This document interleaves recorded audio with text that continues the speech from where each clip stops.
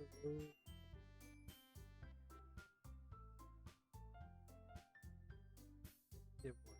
75. Back for more Doki Doki.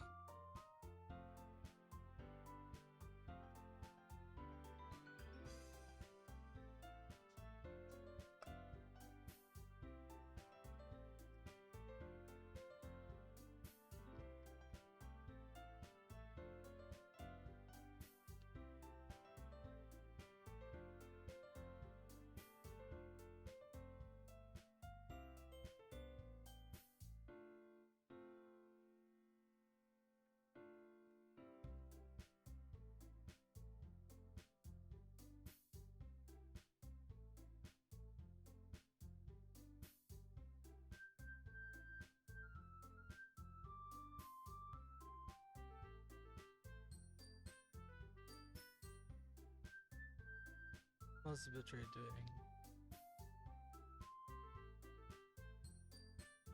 Seems stable.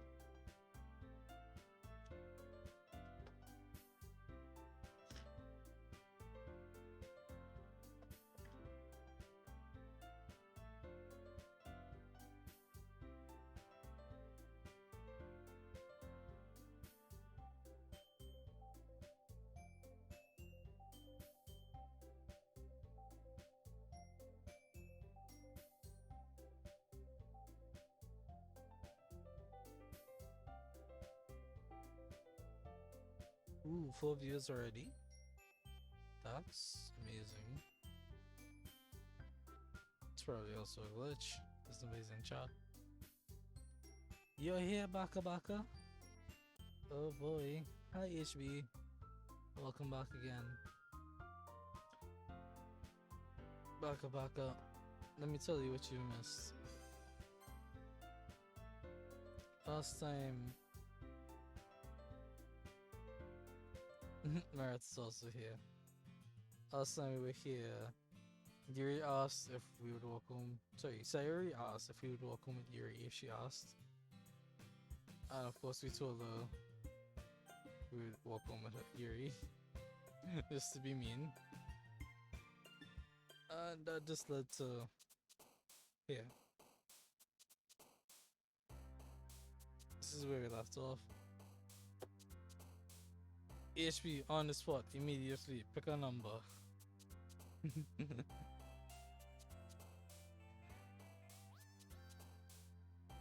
Baka sugoi. Baka baka.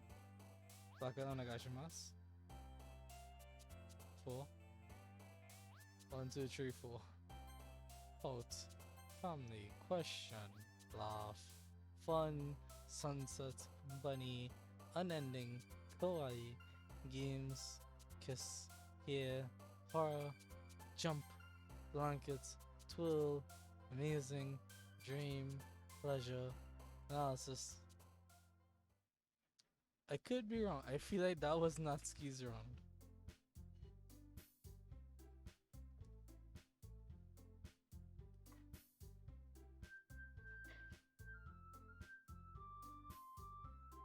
Oh man, I'm the last one here again. Don't worry, I just walked into. Were you practicing piano again? Yeah. You must have a lot of determination. And this is when we found out Doki Doki was secretly Undertale.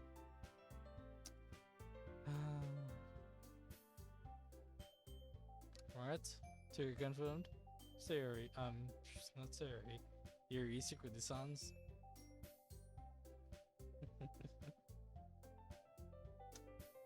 Starting this club and now picking up piano. Well, maybe not determination. Sure.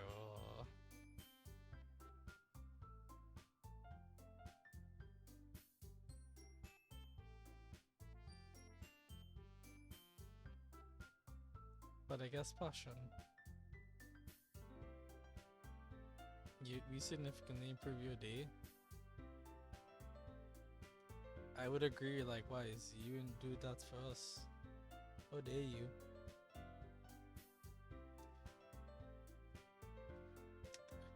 Remember that the club wouldn't be here if it wasn't for all of you. And I'm super happy that you're all willing to help out for the festival too. Ah, I can't wait for the festival. It's gonna be great. Yeah? What were you complaining about it just yesterday, Natsuki? Well, yeah. I'm not talking about our part of the festival, but it's a whole day of school where we get to play and eat all kinds of delicious food. You sound like a bit. You sound a bit like Sayori all of a sudden. Monica, did you usually have fried squid? Squid? That's a pretty specific thing to look forward to. Oh, come on. Are you saying you don't like squid? You're excited for me to be here with us. So am I. Can't wait to hear all the good things you say about this game. Speaking of which, yeah, fried squid, guys. How do you like fried squid? I like fried squid. It's really nice. You, of all people. Eh? I didn't say I don't like it. Besides, what do you mean by you of all people? Because it's right in your name. Monika. Eh? That's not how you say my name at all.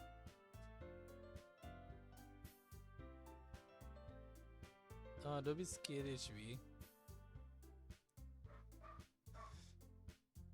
We just want to hear you analyze all the poems that are yet to be read to us. And then some. Also, that jokes makes no sense in sorry. Also, that joke makes no sense in translation. Good. Confusion 100. Ah, never mind. Let's just focus on that one event for now, okay? Fine, fine. Your reactions aren't as fun as Yuri's or Sayori's anyways. Excuse me. Where is Sayori anyway? Oh, there you are. Sayori sitting at the desk in the corner of the room, looking down at nothing. I walk over to her. Hey Sayori. Wave my hand in front of face. Eh? You're spacing out again. Ah. Sorry, don't mind me. You can go talk to everyone else. Huh? Is everything alright? Of course. Why wouldn't it be? Just feels like you're a little off. Sorry for assuming things. Jeez, you worry too much about me. I'm fine, see? Sayori shows me a big smile. But let me distract you from having fun with everyone. Well, alright. If you say so. I worriedly glance at Sayori before turning back towards everyone else. But the conversation is already dispersed with everyone back at their usual activities. Maybe I should ask Monika if she's noticed anything about Sayori recently. Since they've been preparing for the festival, they must be spending a lot of time together. I timidly approached Monika, who was shuffling through some papers at her desk. Well, what's up? Hey, this might sound a bit strange, but, have you noticed anything up with Sayori recently? Anything up with her? In what way do you mean? Maybe I'm reading into it a bit too much, but she seems a little downcast today. And that's how you switch adjectives for no good reason. Oh, you think so? I can't say I've noticed anything about her.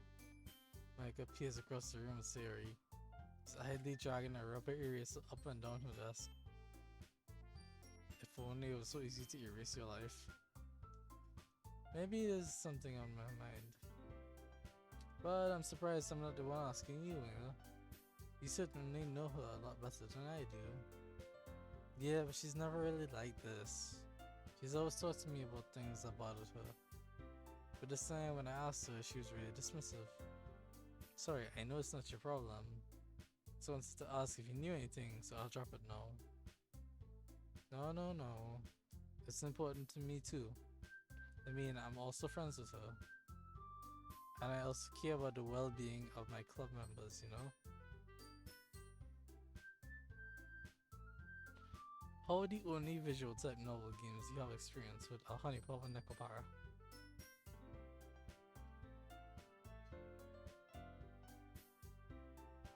Dude, you want visual novel games? I do like a lot of visual novels, but also that's a lot of reading to do.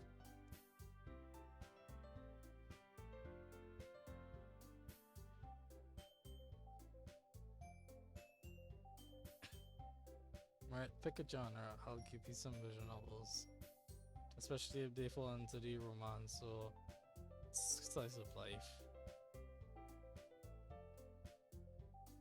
You like games like these. Be careful with the phrasing, like these, because I'm not sure exactly which segment, which category of these.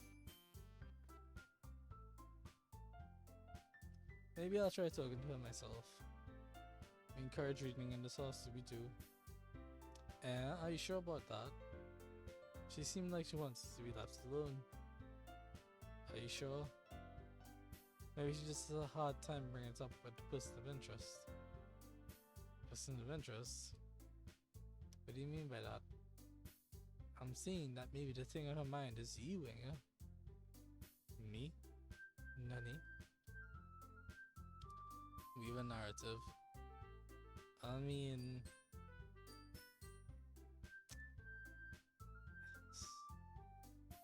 It's hard to find a good visual novel that weaves a proper narrative.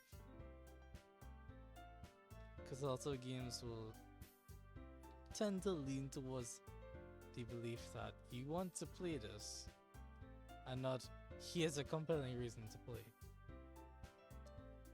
It's strange.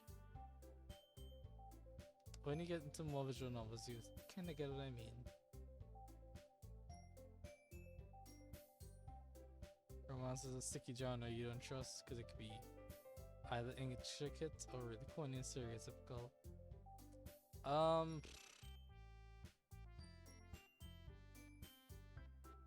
You're not wrong. The best of them are actually unique character-driven plots, which are always out of left field, and also some of them take you by surprise and let the other person, you know, the quote-unquote love interest, decide to do something random, which are usually really nice to me. Or really corny, which is when they just like, oh, you're the first person I saw. Oh, you're spending all this time with me. Do you like me? Oh, I like you too. Oh god, yes, that's just and it degenerates. Yeah, there's no gray area. It's hard.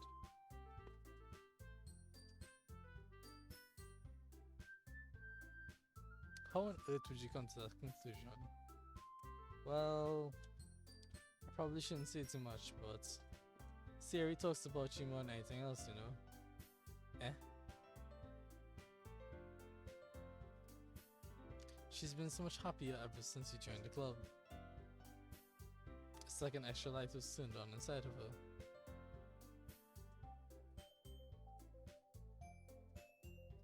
What? What? What? Nani? Nani desu ka? Baka sugoi? Baka baka baka sugoi? Onegaishimasu baka baka baka sugoi? No way. Sayori's always like that. She's always been full of sunshine. It's not any different now than O's husband. You're so funny, Winger. Have you thought that maybe you've always seen her so cheerful? Because that's just how she is around you?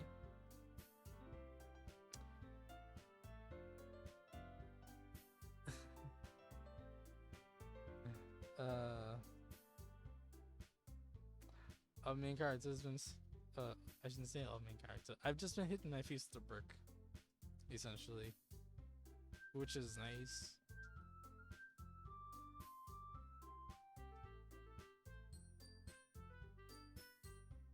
Romeo and Juliet plot intricate. Twilight plot GTFO here. Also, um,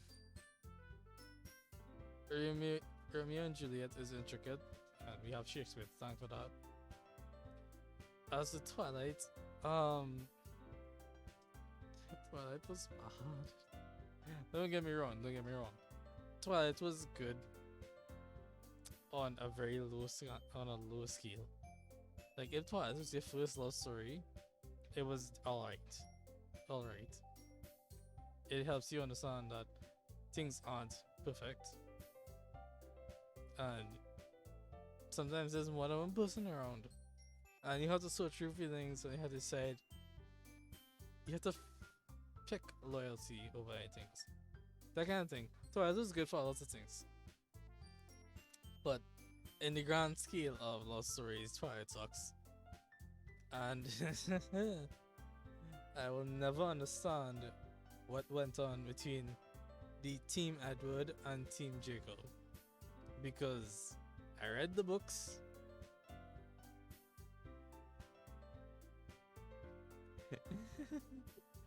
I read the books.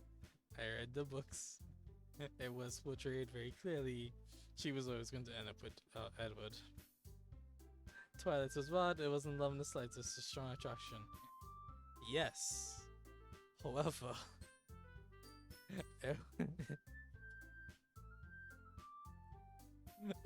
on one stand I can't justify this properly. In Bella and Edward's case, it was quote unquote vampire pheromones, and then he was just interested in her, and that's how they said it's a fuck. And on the other hand, it was Jacob and what's the girl's name? Nessie. Yeah, or Nesme. I think it was the child's name. I think Nessie.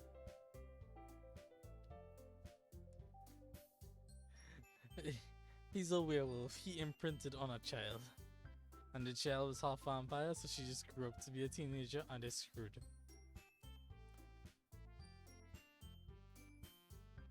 If I want love triangle, read the cross series.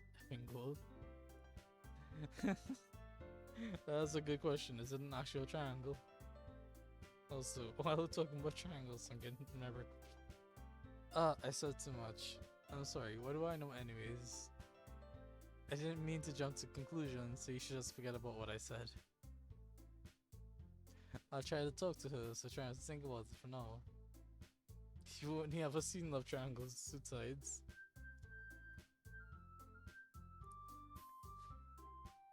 What does that even mean?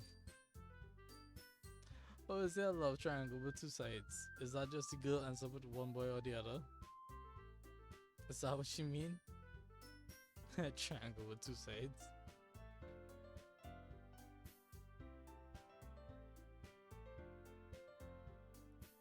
Alright. Monika smiles meaningfully. I know she says to forget about it, but I already know that I won't be able to get her words out my head.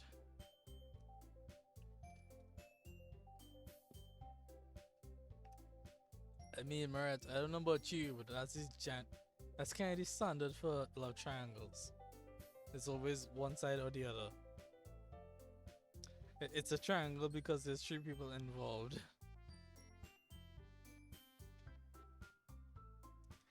No, they don't fall in love. I mean, they do, but with the girl. And they are rivals, slash friends, slash who knows what else. You can make them bi. Let's have an actual love triangle, but then again, that might could be called a threesome. I don't know.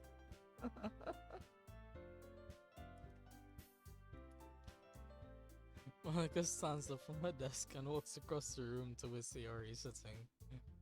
Oh god. I watch her kneel down next to Sayori and gently talk to her. But she's keeping her voice so quiet that I can't hear her from here. I sigh and sit myself down. I know Sayori told me not to worry about her and to have fun with everyone else. But that's impossible to do when she's behaving like this. Exactly how much do I care about her that I'm letting this bring me down so much? Now it feels like I'm the one behaving out of the ordinary. All the love for each other development. Okay, done. Oh, jeez.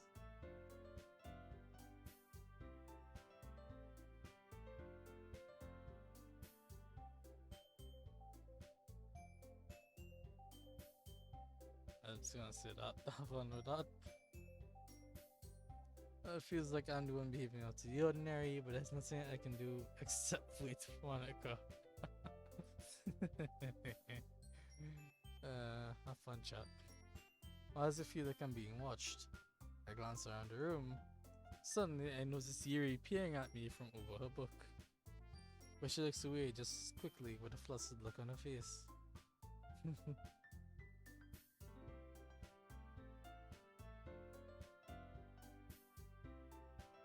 I realize that we won't get anywhere like this. I've never really seen Yuri approach anyone or start a conversation of her own accord. So I have no choice but to approach her myself. Right now, it's a little easier for me to do that. I stand up from my desk and sit on the one next to her own. I didn't mean to bother you or anything. Relax. You didn't even do anything. Yet. But I could tell that you wanted to be alone with your thoughts. Alone in my thoughts? How were you even able to tell that I was thinking like that? Well, it's something that I do a lot. Your hair comes in blood.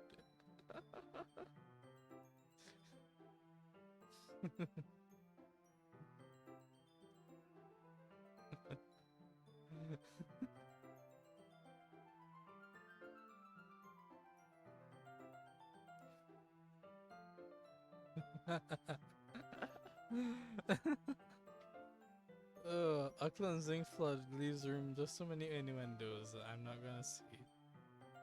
Ah, dear. Oh my god.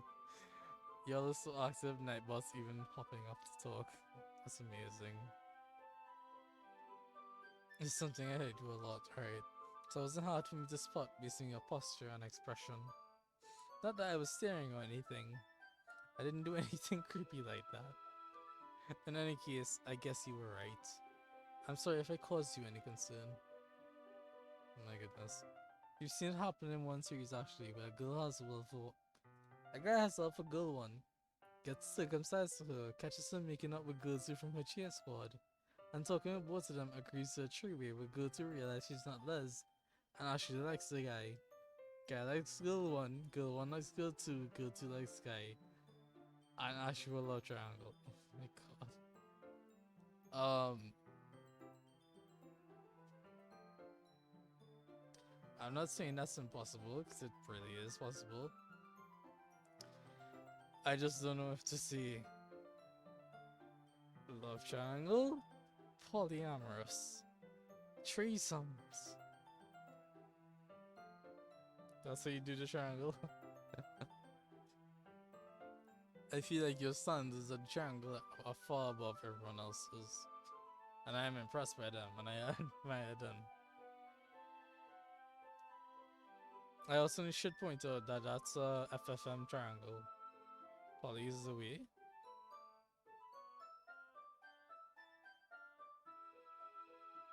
I will refrain from commenting at this point in time.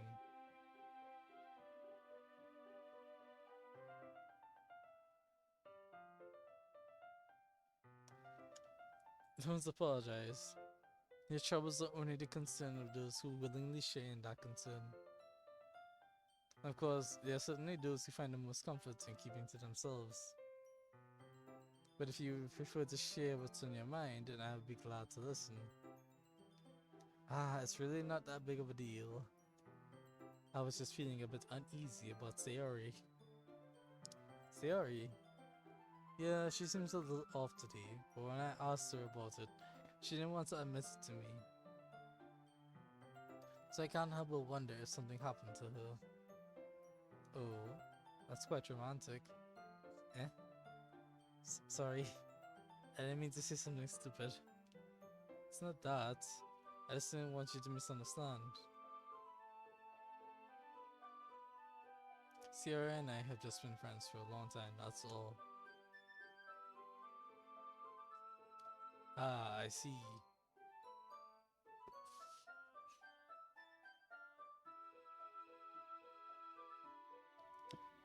Then perhaps it is unusual for her to feel dismissive about her feelings. Alright, Marath, we'll reach it. No problem. Or maybe I'm just reading into it a bit too much. Winger, the world is full of meaning, often hidden beneath plain sight. Mm-hmm.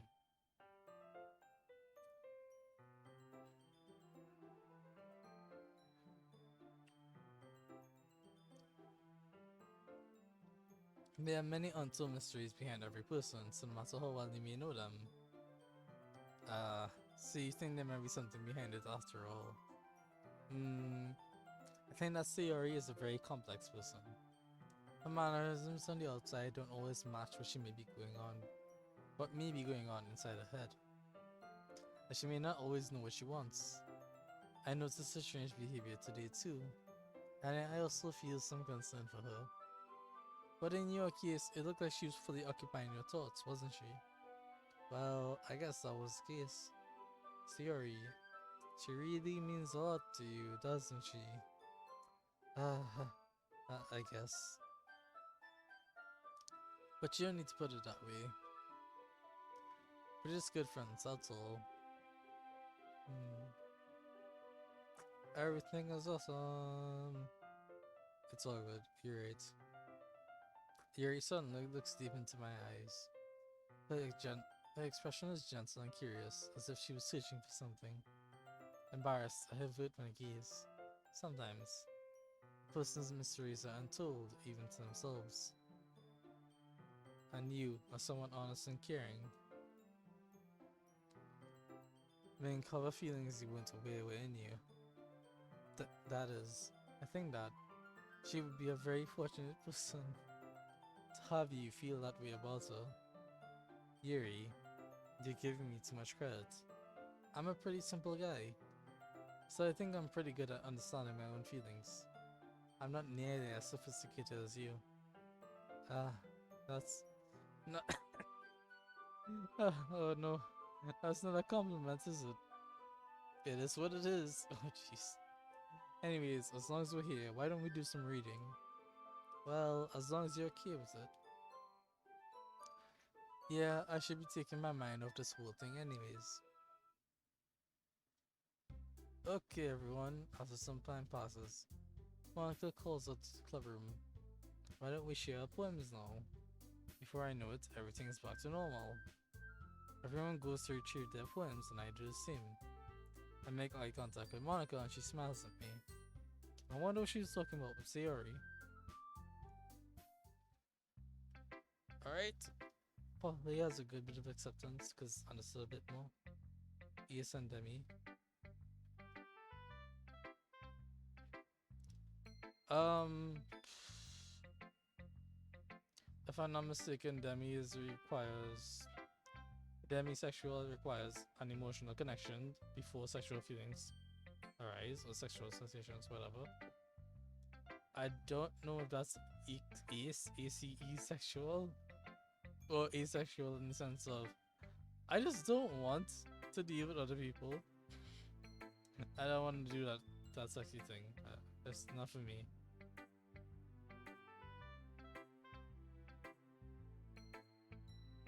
I don't know. Anyways, HB, please give me a sign. Tell me who you're yelling at first.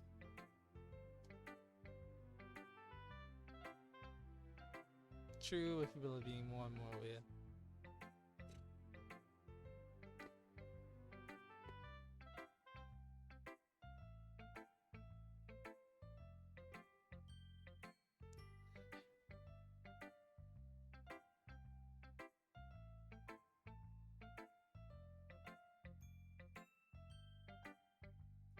Monica, oh god. Hi, Winger. Have you thought about what you want to submit to perform at the festival? Well, oh boy, let's go, Monica. Let's go, Monica. Let's go. Let's go, Monica. Let's go. Saeed Wilboss. Yo. Hello there. We're having a time of our lives. Well, being in this club is one thing, but performing in front of a bunch of people, I had to give it some more thought. Okay, no pressure. But whatever you do, I'm sure it'll turn out great. It will also make me happy to see. You can tell.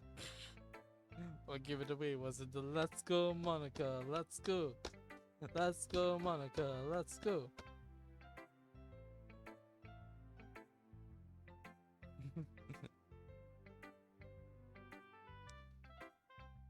Oh, Saeed, you know HB by the way. She plays Among Us with us. So that should jog your memory a little bit. Ahaha. Anyway, let's take a look at today's poem. Sure. I give Monica the poem in my hands. Oh no. I like it. Sure. Really? It's a lot cuter than I expected. Ahaha. Oh jeez. Oh no. It kinda makes me think of something not cute, right? I was right.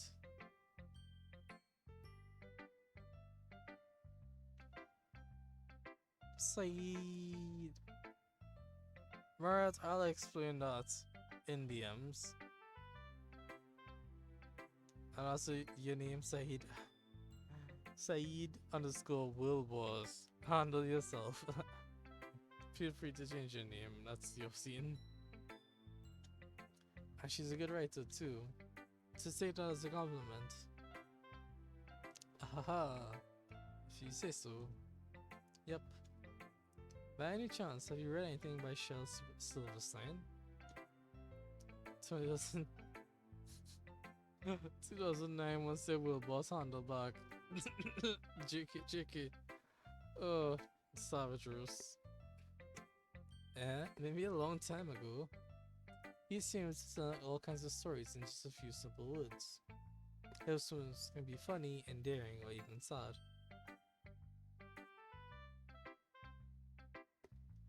And sometimes they're only a few lines long. They might not even feel like they're written for kids, but if you think about them, they can express views of the world that apply to anybody. Yeah, you can change it.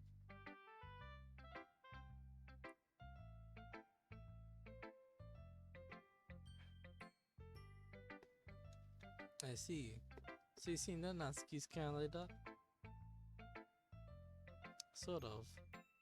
Maybe she's not an expert, but you probably won't find much further in her poems. They might be easy to write, but they're super challenging to get the meaning true. So I can see why it would be your kind of poem to explore. Anyway, I'll share my poem with you now, alright? Alright.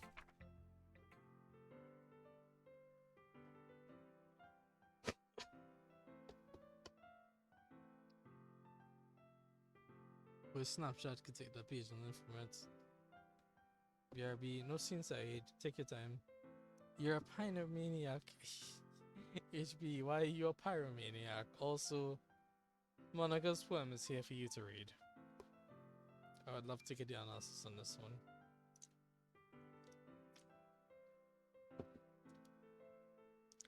The Lady Who Knows Everything. An old tale tells of a lady who wanders Earth. The lady who knows everything. A peaceful lady who has found every answer, all meaning, all purpose, and all that was ever sought. And here I am, a feather, lost adrift the sky, victim of the currents of the wind. Day after day I search with little hope, knowing legends don't exist. But when all else has failed me, when all others have turned away, the legend is all that remains, the last dim star glimmering in the twilight sky. Until one day, the wind ceases to blow. I fall. I fall and I fall and fall even more. Gentle as a feather, a dry quill, expressionless. but a hand catches me between the thumb and forefinger, the hand of a beautiful lady. I look at her eyes and find no end to her gaze. The lady who knows everything knows what I am thinking. Before I can speak, she responds in a hollow voice.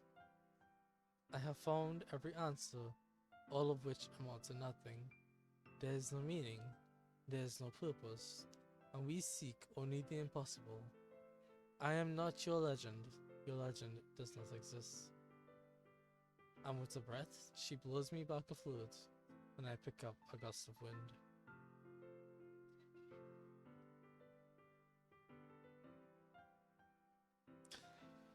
Swoosh! You hear that sound? That's the sound of every meaning of this poem going over my head. And it's not just because I'm short. It's because I'm dumb and short. Alright, HB. Holy shit, this poem is deep. Yeah, I'm pretty sure you should know that it's deep. HB, whenever you're ready, drop that bomb on us, so at least tell me that you're done reading. Because I would love the analysis on this.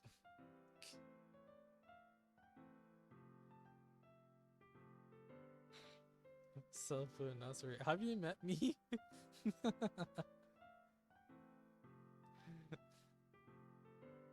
It's not right in the least. It's just the mood right now. Because there's the side thing just now.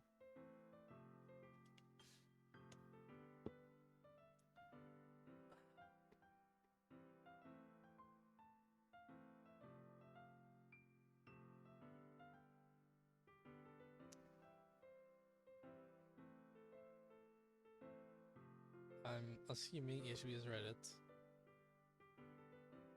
But I'm still hoping for a sign. But we shall carry on. You understand most of it, but the end took a really unexpected turn.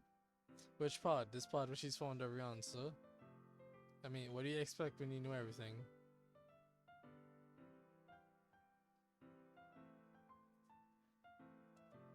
The interpreter as the breeze. The feather represents a feeling of lightness and the breeze offers purpose. You ain't done? Oh my jeez. Can I not walk upwards? Oh jeez.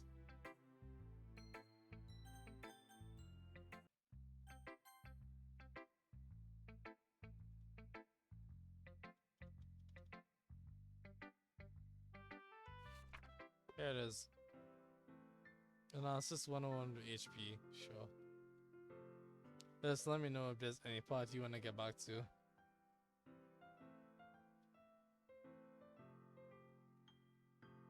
Sits. Scene.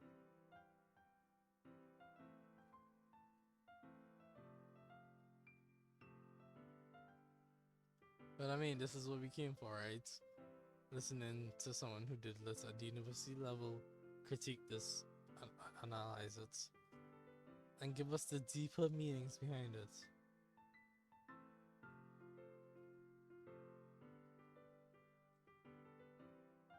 So the person is using that in an exhaustive pursuit in the lady's reality.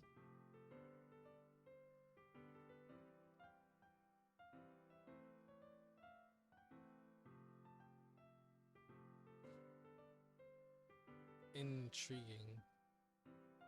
Can't begin to compete.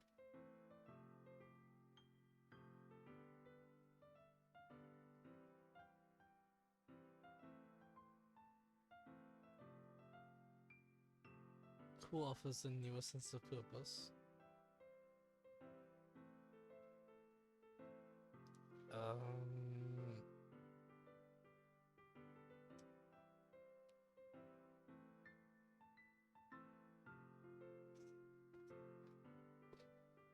On one hand, I understand, on the other hand, it's still VKF.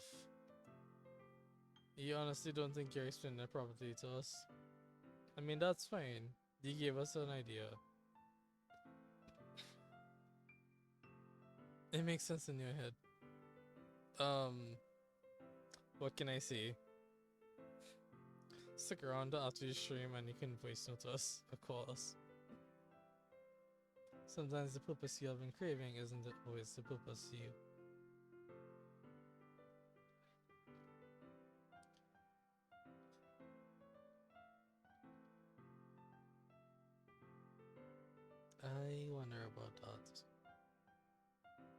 You can write an essay but check it audience and marks. No. We can't afford to give you marks, jeez. The feather is meant to be abandoned and fall to be picked up and used as a quill. Exactly.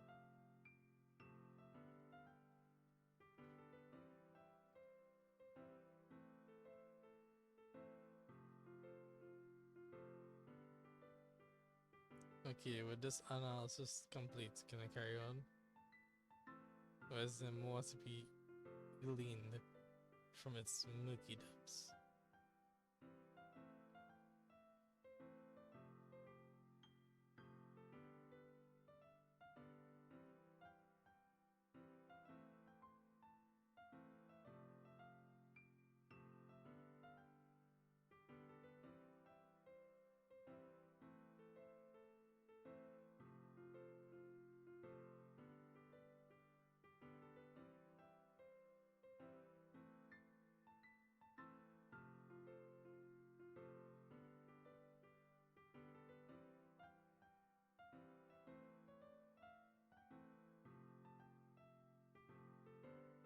You think the chance to be used as a quill has its own purpose, but life is not as it seems, and destiny is to be carried with the wind alone and freely.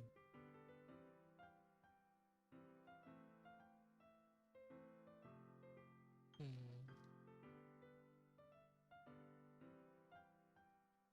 that is extraordinarily intriguing.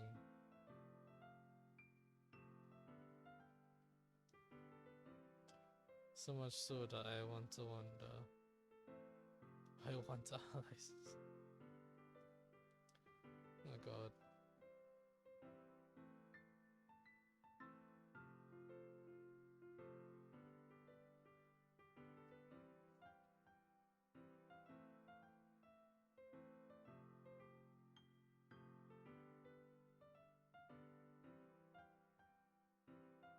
What throws you off is why a lady who has found every answer believes life to be lacking meaning. Well, okay. If you know everything, then what is your purpose? Sure, you can go on to do whatever you like, but if you already know everything, you just don't have any satisfaction. You don't have curiosity. It's as if saying that the purpose of life is to be finding the answer. I mean, isn't that what the cheekiest answer is? Whenever someone asks you the meaning of life, the meaning of life is to find meaning in life. Because honestly, there is no quote unquote meaning of life. Unless you figured out how to decipher 42 from the moment you stop learning, you stop having purpose. I don't think it's stop having purpose.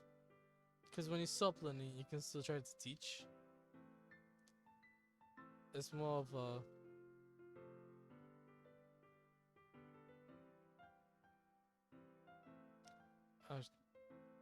Actually, my bad. I'm thinking of learning from an academic standpoint, not just in the everyday learning new things. Just seeing what the day brings, you learn things, even if the past is, even if it's just the past, your history, what you do in a day, that kind of thing. Learning can never stop. Usually, like Rick and Morty, Rick is in a perpetual state of expansive knowledge but lacks purpose. I mean, yes, I understand that one too well. And lacking happiness. Yeah, okay. I've watched too much Rick and Morty. I understand that's on a very deep level.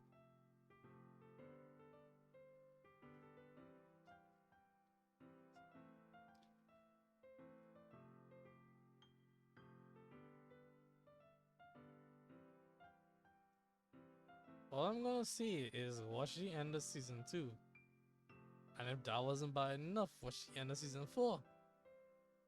I understand how it gets to that point. Yeah, nice one. HB! Can I jump? Knowing everything can be extremely depressing. Yeah. Also, does anyone get that for easy reference? Cool, I can jump. You know, I feel like learning and looking for the answers is such of the things that give life meaning. Wow, we're getting into it now. Not to get too philosophical or anything. If that wasn't bad enough, what should begin this season 4? No, you're gonna make me watch it begin this season 4 just to double check. But it was on my mind, and that's what I wrote about. I see. Never really put much thought into it. In a way, it's almost paradoxical. Because if we had all the answers, wouldn't we will start to lose its meaning? Oh.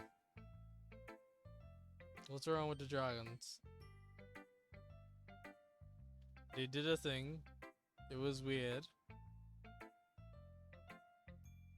They're never having a still one again.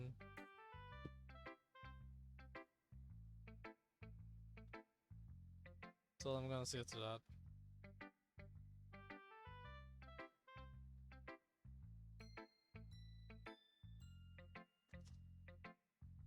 Yeah, I mean, that wasn't depressing though.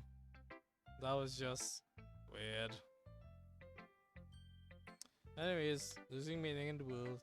You know, there's one thing I noticed. It seems like everyone in the club prefers writing about things that are more sad than happy.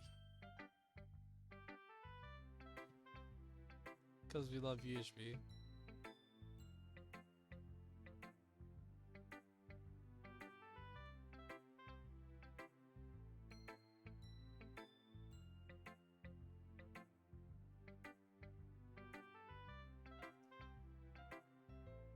Which size marks? Oh my goodness. Yes. Are you surprised? Ufomus Maximus.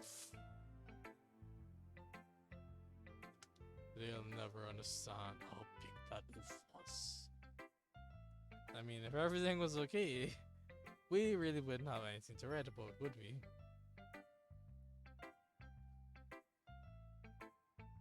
Humans aren't two-dimensional creatures. Think you know better than anyone. You mean one-dimensional? Ah, yeah, that. Anyways, here's Monica's writing tip of the day. Are you ever too shy to share your writing because you're afraid it's not that good?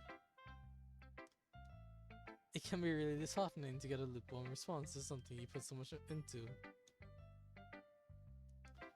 But if you find the other people who enjoy writing, then sharing becomes a lot easier. Because instead of just telling you that your writing is good or okay or bad, they want to focus more on everything that went into it and the things you can work on. Yeah, we need to get past Flynn. I was wondering. Her timing is impeccable. She's the best. She's much more encouraging that way, and it'll make you want to continue improving. It's almost like having your own little literature club, don't you think? That's my advice for today. Thanks for listening. Next, Marath, give me it.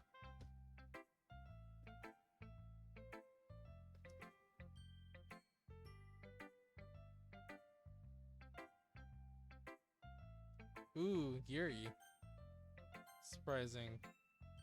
But you said you didn't like her. Well done, Mega. You definitely improved your writing over the course of these few days. It's been 3 days, babe. Has my advice been helpful to you? Yeah, definitely. That's why I completely threw away your writing style and adopted someone else's. I'm glad.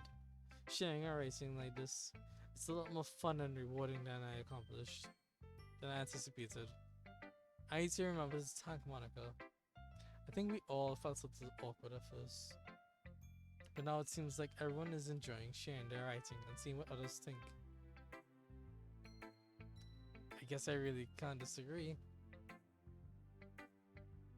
You don't like Sayori, but sorry, Mr. Russ. I mean, fair. And also, this is entertainment. I was afraid this whole thing would be a chore, but it's a great way for me to spend some personal time with all the girls in the club. But it's been fun getting to know everyone and their writing. And I guess doing some writing myself. Well, have you learned anything about yourself, Winger? Eh? Well, you know how I like to say that writing is a very personal way to get in touch with yourself. In the end, it doesn't matter if you're a good writer or a bad writer. Sayori is rather stereotypical school crush. She's the girl next door. She's stereotype. She's the I've known her all my life stereotype. How did she fall in love with me? That's the stereotype she represents. And to be fair, all of the girls in this game have a stereotype. They are all stereotypes. If you want to see these girls not have stereotypes, I will download the Blue Skies mod for you and we will play that. I just need to figure out how to avoid the NSFW scenes. But we'll play it. Even my opinions are just opinions, you know? Fair point, fair point. Good, thank you. And I'm serious. I'm pretty sure we can run it. So let me know if you want that, because I enjoy doing it. As always, I believe what's most important is exploring and discovering yourself. That's comforting. I'm kind of afraid of disappointing you in some way or another. Eh? Why me? Well, you're always sophisticated with your writing and have the most advice to share. I plead the fifth. And even if I wasn't gonna plead the fifth, I wouldn't answer that on stream.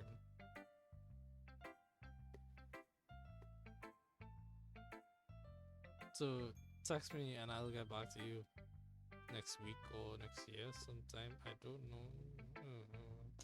That's so.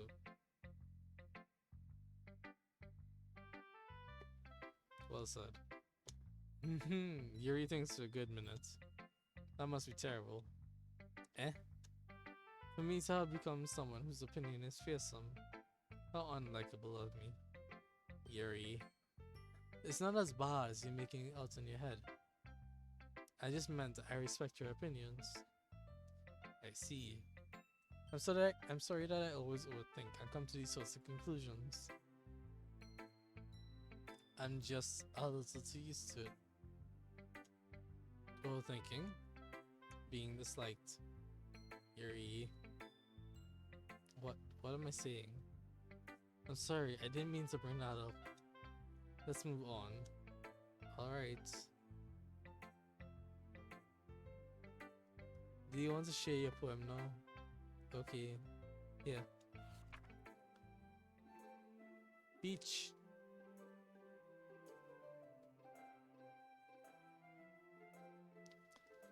HB, you're up again. Beach. A marvel millions of years in the making, where the womb of Earth kioskily meets the surface, under a clear blue sky and expansive bliss, but beneath great rolling clouds an endless enigma. The easiest world to get lost in is one where everything can be found.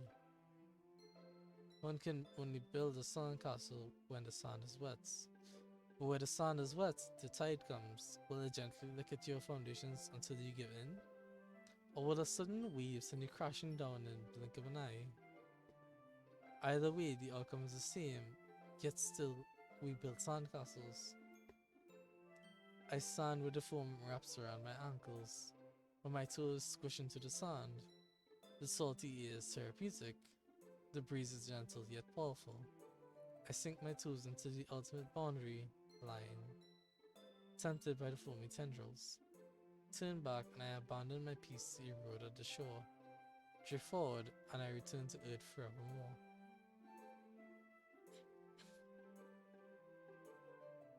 Oh boy, here we go, poem. Yeah, this poem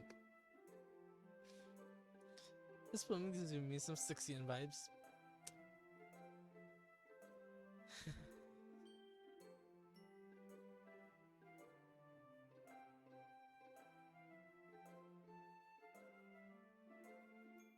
This one's easier.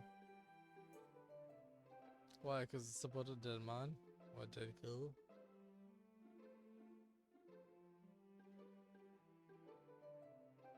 HB, let's go. You're terrible. See, my shoddy take on this is that, oh, we're dead. We are dead. And this. Eh. Ta-da-da-ta-da-ta-ta-ta. The easiest will, as long as everything can be found. So simply put, we still plan our lives even though we know shit's unpredictable. I mean,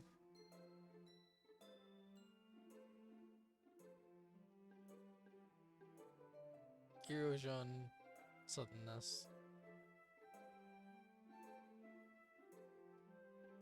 No comment on the boundary line.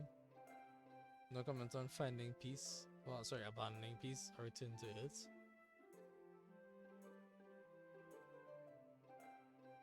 That's one aspect.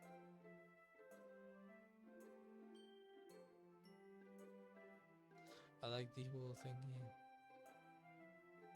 I mean, again, I can't understand a damn thing. I like this.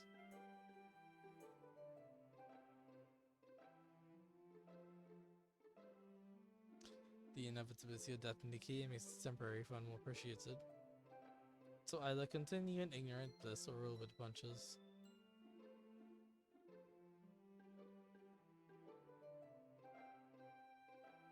Intriguing.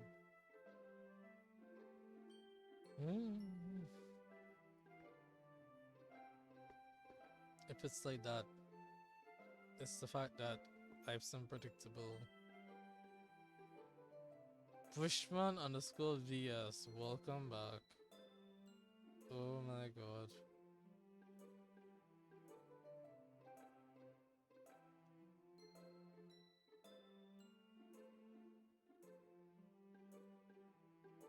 I will allow that.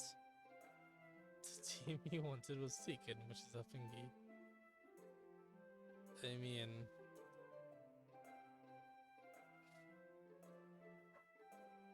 can't imagine why.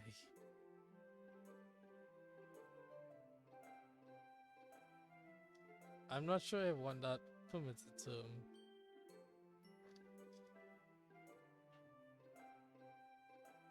Some fun is always first instinct as humans. I thought first instinct was survival. Like, yes, nothing lasts forever, but that's the beauty of it. The reason why temporary stuff is more valuable is because it would go away. Hello, friend.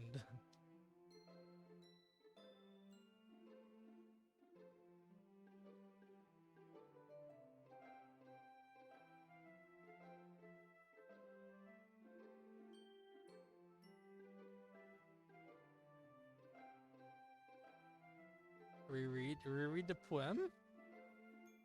Okay, cool.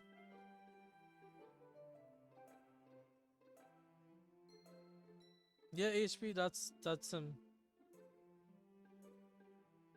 Oh wait. You mean the one we know from way back when?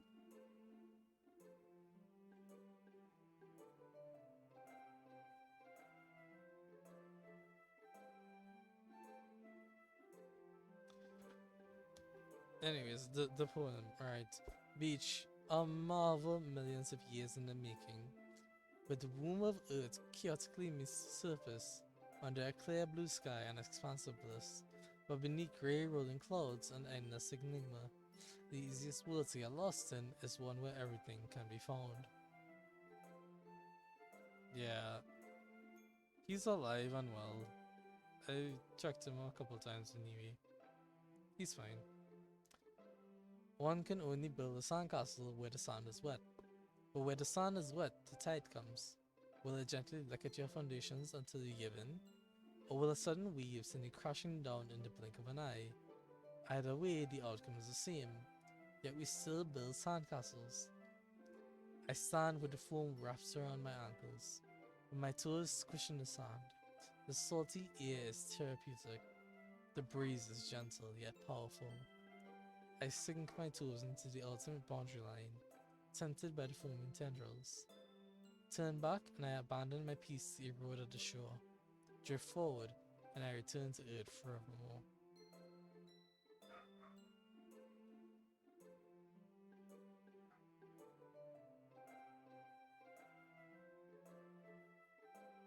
My goodness. Who is this supposed to speak of? Jesus Christ. Feels so strange. Anyways, that's the poem. Pretty sure you all read it. I'm aware that the beach is kind of an inane thing to write about.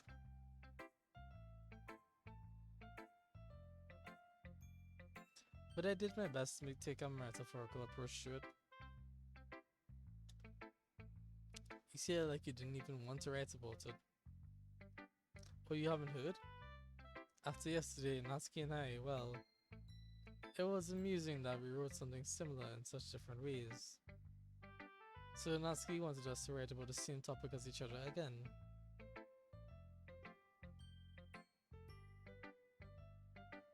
So this poem is showing how even though things are meant to be temporary, you still go forward. Because that is true happiness. The fact that the best and funnest moments are the ones we can have memories of. Boom, you're calling it. Nice, beautiful. Alright, Bushman, it was nice hearing you. Enjoy your call with your friend.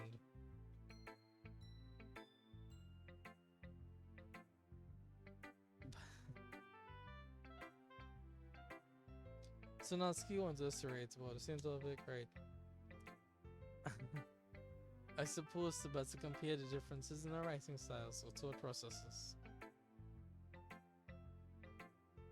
Anyway, it was her idea. Knowing her, it's no surprise that she'd want to do something like that.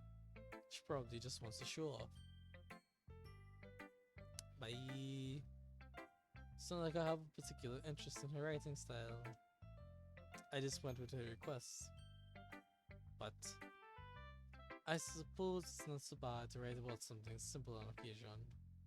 It can be refreshing, you know? Yeah, why? I really not like going to the beach. I need some explanation for that.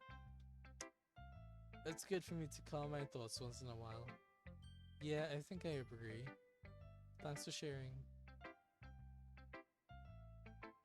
Also, next, HB, please give us a name. You need to see what you're stepping on at all times. I feel that need to see is supposed to be a want to see, and you're just being dramatic. Huh. How odd. Fear of shells? You have thalassophobia. Natsuki, gotcha. Hi, cutie pie.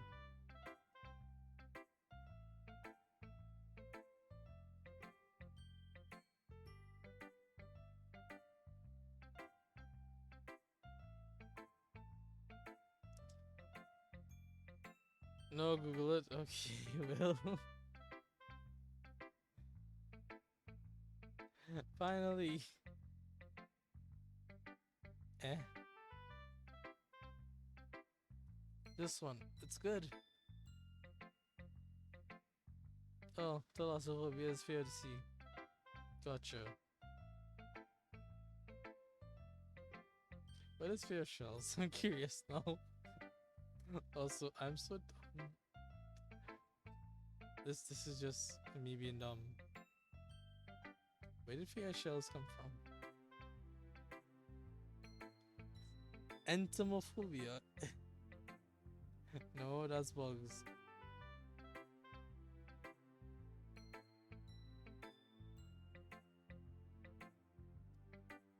Conchophobia. Okay, I need to stop. Yeah, not just fear to see. Fear of large bodies of water.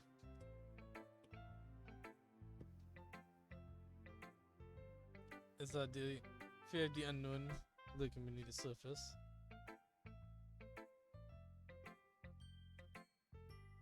I mean, would have that, but Johnny.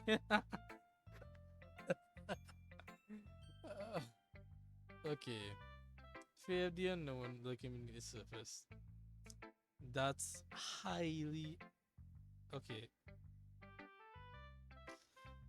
I'm not going to mock anyone's fears, but I will say it from a joking standpoint that you really think you're special enough to be the one person in a million, sorry, 7 billion, who's gonna get pulled beneath the surface by some unknown looking thing?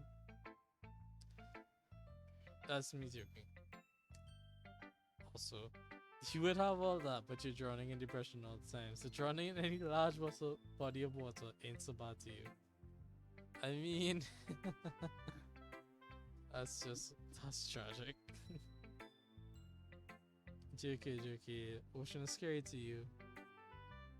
Paranoid is certain aspects. So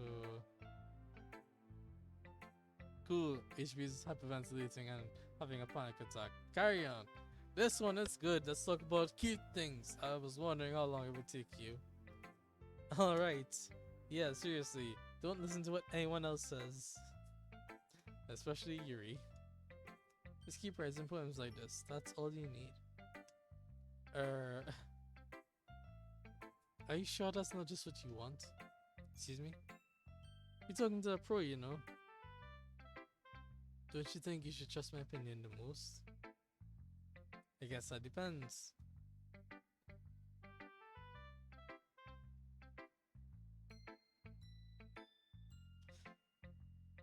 I don't know how you flipped your AHB and I felt it in my face. I just felt it slap me. So good job. Anyways.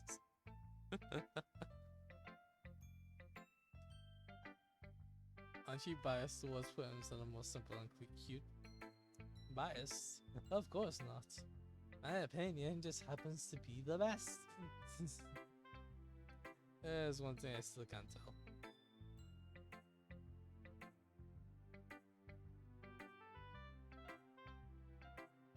Is Natsuki actually self-aware for spoiled behavior?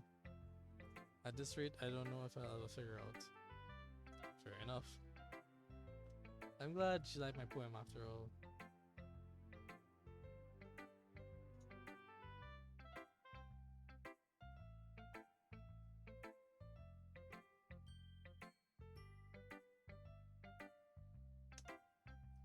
Ahaha. I knew you'd finally understand.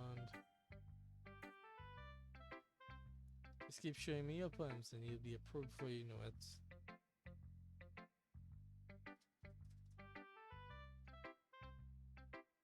Anyways, here's the one I wrote. Oh yeah, I forgot. They both wrote about beaches today. It should be intriguing.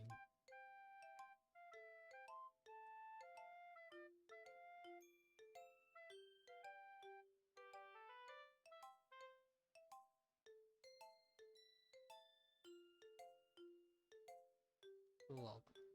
I'll be your beach. Your mind is so full of troubles and fears that diminish your wonder for the years. But today I have a special place, a beach for us to go.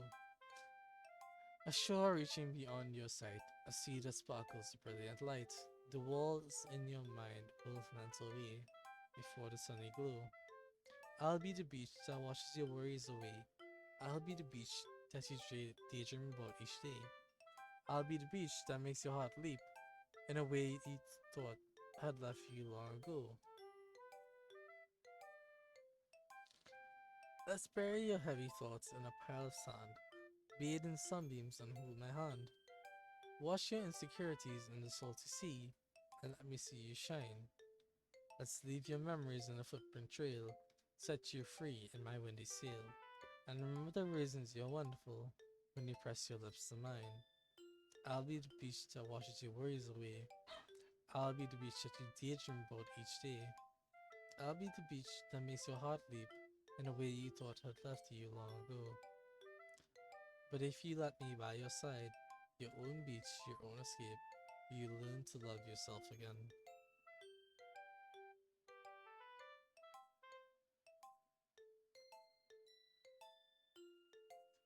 I will admit this did not go over my head. This hit me in the face and fell to the ground. And absolutely 0% of it went into my brain. This is beautiful and only slightly corny. Back to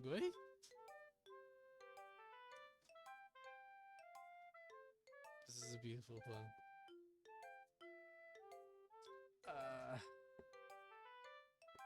I'm not gonna lie, it's just nice. But that's just, to me, it's just the whole I'll be the one who washes your worries. I'll be what you daydream about. I'll make your heart leap. So and so, the sweetness of it. Yeah, it's an arrow to the heart. To me, it's just the sweetness of it is what I'm getting. It feels like a song because of the way they did the rhyming. Um,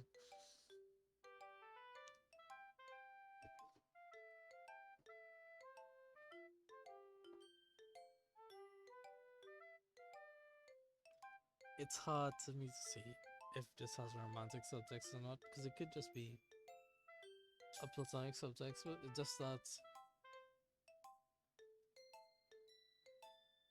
just the sweetness of it is nice and refreshing, especially when everyone else is full of doom and gloom.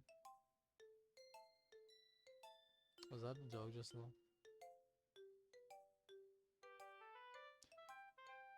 You send this to the top of the charts with Gooba any day. What the heck is Gooba?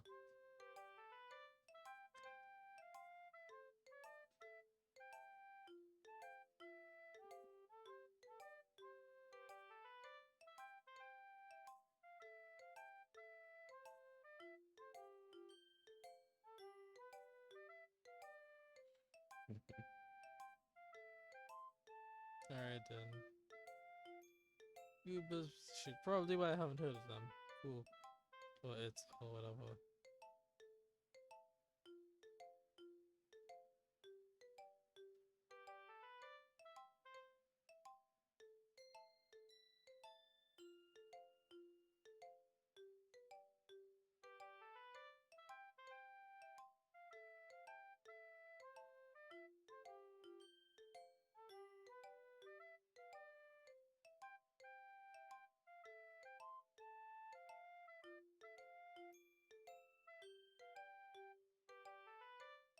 Okay, y'all gonna talk about music after the fact, or is that the rest of it? Is that all that for the analysis of this poem?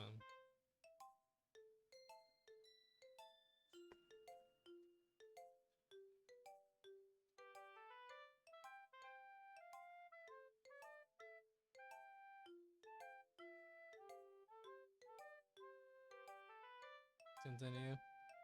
Well, I don't need a continue from you, I need a continue from HB.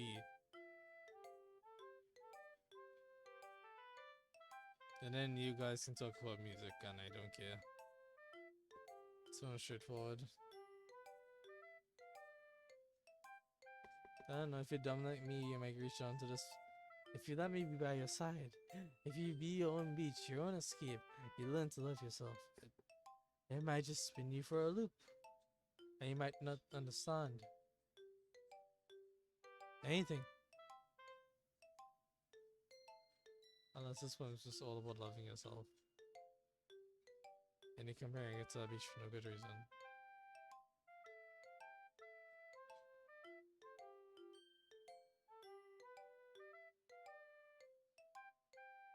But I'm sure you straightforward. Alright, I'm taking that as you're done with it. Yeah, I felt like I kept writing about negative things, so I wanted to write something with a nice message for once. I don't like the fact that you know about it. I understood you right, there was an underlying meaning, just direct loving message, told sweetly. Surprising.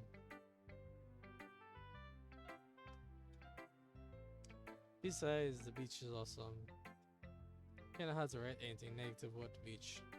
Hmm. Well, Yuri's take on it was a bit more solemn. Well, that's. Jeez. She better not have said anything bad about mine. After all, she was the one who wanted us to write about the same topic. Oh, you can really see her doing that too. Making us write about a simple topic and trying to impress me by coming up with something all fancy. Well, it's not like I care. I just did it anyways. I mean, I guess mine ended up being kind of metaphorical too. But there's nothing wrong with doing that once in a while. At the very least, it was good practice. Um, does everyone notice that Yuri said Natsuki and Natsuki said Yuri? Everyone knows that, right?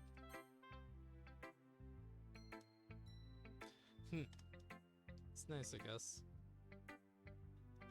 Come on, I can already tell you don't like it. Well, you didn't need to worry about what I think. After all, you wrote this to someone else, didn't you? Oh no, probably Natsuki. Eh? I didn't write this for anyone specifically. Maybe. That's not really what I meant though. But it's okay. You're making new friends, just like I was hoping. It makes me really happy. And you're happy too, right? In this club? Well, of course I am. Good. That's all that matters to me.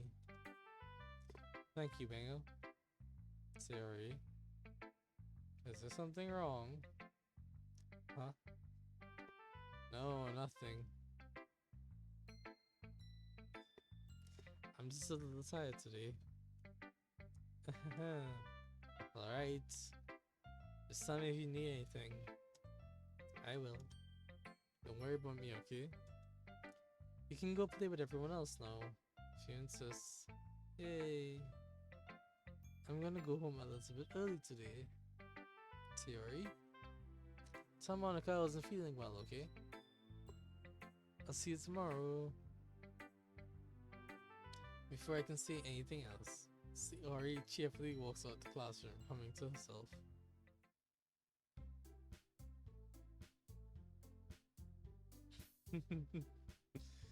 Okay, you three.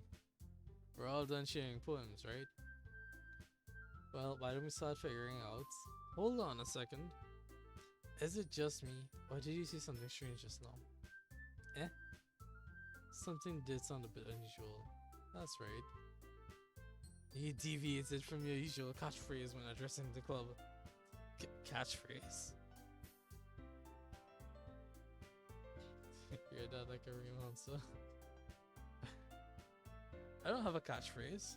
Jeez. Why is the mood so weird today? Look, even Yuri isn't immune to it.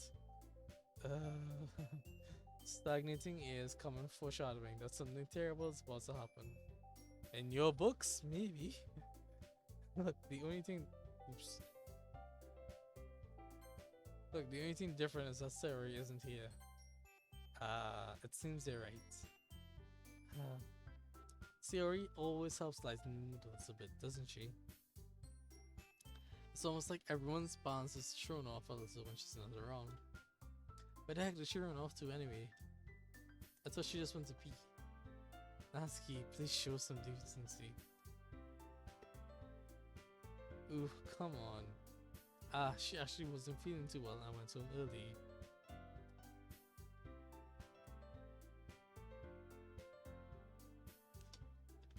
Is that so? I hope she's alright. Seriously? Of all the times to not go home with her, you picked the time she's not feeling well? So much for you two being all lovey-dovey. No. First of all, stop misunderstanding my friendship with Sayori. And second, he's kind of been avoiding me today and I didn't want to force it. Oh? A curious expression coming from Yuri, of all people. Come on, guys. I talked to her earlier and everything is fine.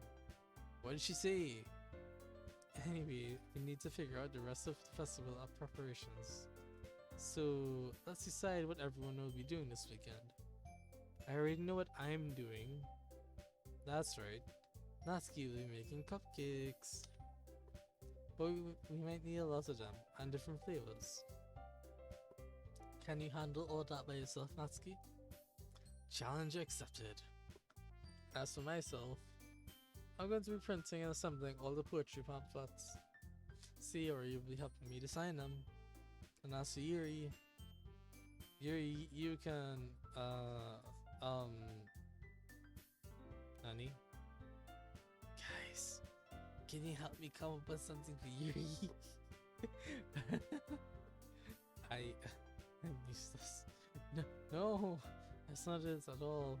You're the most talented person here, you know. Now Natsuki is floating too. You feel like Monika is secretly a demonic bitch. Please elaborate. Jeez, even I can't tell now.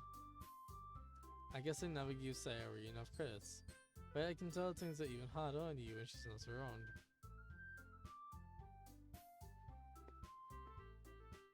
Yeah, also, yeah, she's not, but also, I'm curious what you mean. Like, I wanna hear more of that. Ah, that may be the case. But if I can't also be a leader on my own, then I won't grow as a person. See, Yuri, you have beautiful handwriting, you know. Maybe you should do some banners. Make some banners and decorations to help set the atmosphere. Something about it just feels off.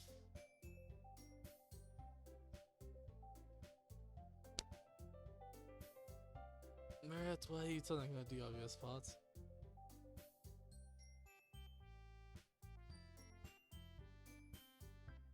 Thank you, Nightbot. Let's get that out of the way.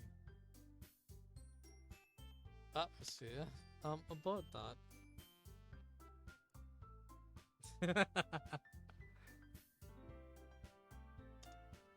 I love atmosphere. Yuri's expression changes suddenly, and she stays on her desk with focus and starts nodding to herself. Your mind's already racing, I see. That's great. You'd be a wonderful help, Yuri. But anyways, that just leaves you, Winger. The one who truly is useless. Yes, thank you, thank you. Don't say that. In fact, but Natsuki and Yuri have some pretty heavy tasks to handle. It would probably go a long way to give one of them a hand. You can always help me out as well. I would be really appreciative of that. That's... Is Monika suggesting I spend the weekend with one of my club members? Yes, I am useless, thank you. How on earth are they going to respond to a suggestion like that? I suppose I wouldn't mind a bit of help. Well, even if you don't know how to bake, there's always some dirty work I can give to you. It's not like Monika's gonna give me a choice, but... And you shouldn't be sitting on your butt anyways. Natsuki tries to mumble a bunch of excuses like that. If I recall, Natsuki, you mentioned that you like to handle the baking on your own. Winger may not like to be around if you only make him out to be a nuisance. So therefore, he may be more suited to assisting with the decorations. Hold on, I never said that. How hard could it be to make a few decorations anyways? It sounds more like you're just making excuses for Winger. What are you saying? It will be extremely meticulous, and baking isn't? Just what do you think? Guys, let's settle down for a moment. In the end, I think it's up to Winger to decide how he'd like to contribute. Besides, he hasn't really gotten the chance to spend any time with me yet, you know? So I'm sure he's interested in, he literally just said. I'm surprised as well. Sorry. I was just saying though. Jeez, can we settle this already? Yeah, Winger, you okay with this, right? In the end, it's up to you. Of course. Very well. In that case, everyone looks straight at me.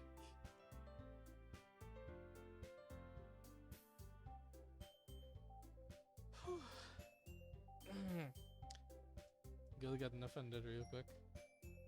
Winger's getting his arm. Of course, that's the end goal. Got a harem.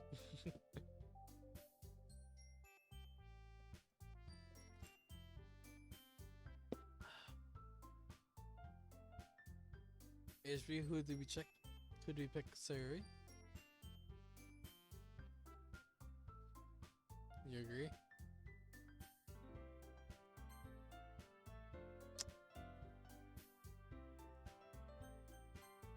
Compulsory save. I mean, if it's gonna be anyone, then I prefer helping Sayori. I mean, we're already neighbors, and but Monica said that Sayori was helping her. Jeez, do you really hate us that much? No, sorry, I didn't mean for this to be difficult.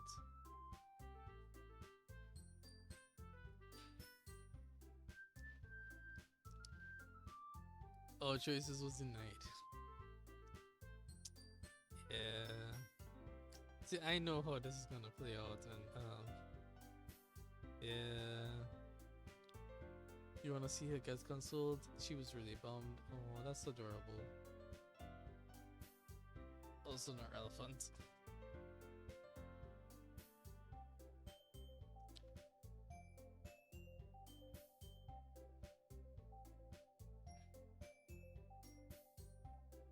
Natsuki, one vote Natsuki.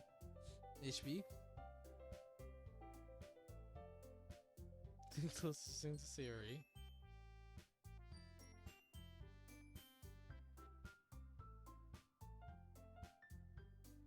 Um, you just were big enough that Natsuki is a viable candidate.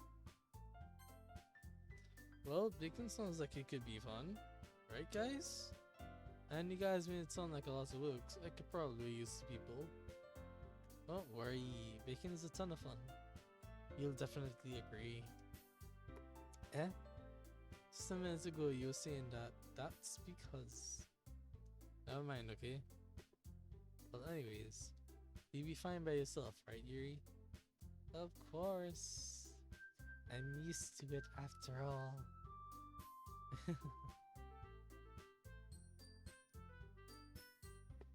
Nice abbreviations and names. Oh my goodness.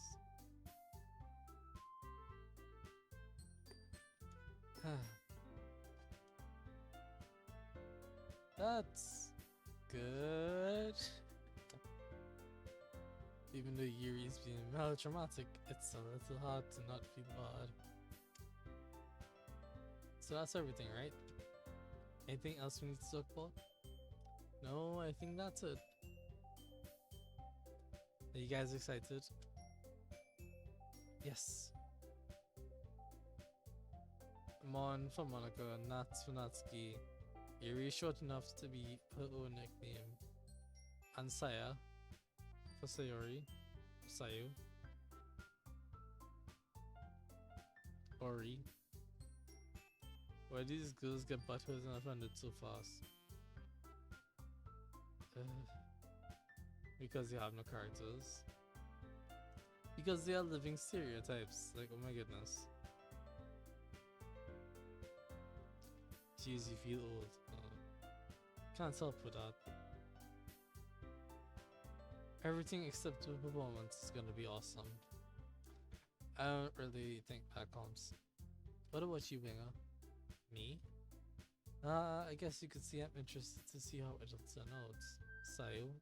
Gotcha. That's good enough for me. What about you, Yuri? Yuri. She's still sulky. You're gonna sort from Yuri to you? Yuri can still be Yuri? Okay. Everyone's sulking. Natsuki starts faulting too. Yuri, gotcha. It's not, I mean, it's not that big a deal of anything. Well, it might not be just that. I think Yuri might just be feeling a little underappreciated in general. Having to come up with something for her to do and then nobody offering for her to help. Doesn't mean Natsuki glances back and forth between everyone with a worried expression. Look. Natsuki goes over and puts her hands down on Yuri's shoulders. Yuri? You really are the most talented one here, and you're gonna help to make the event more fun and welcoming. I mean, the cupcakes will probably help a lot too.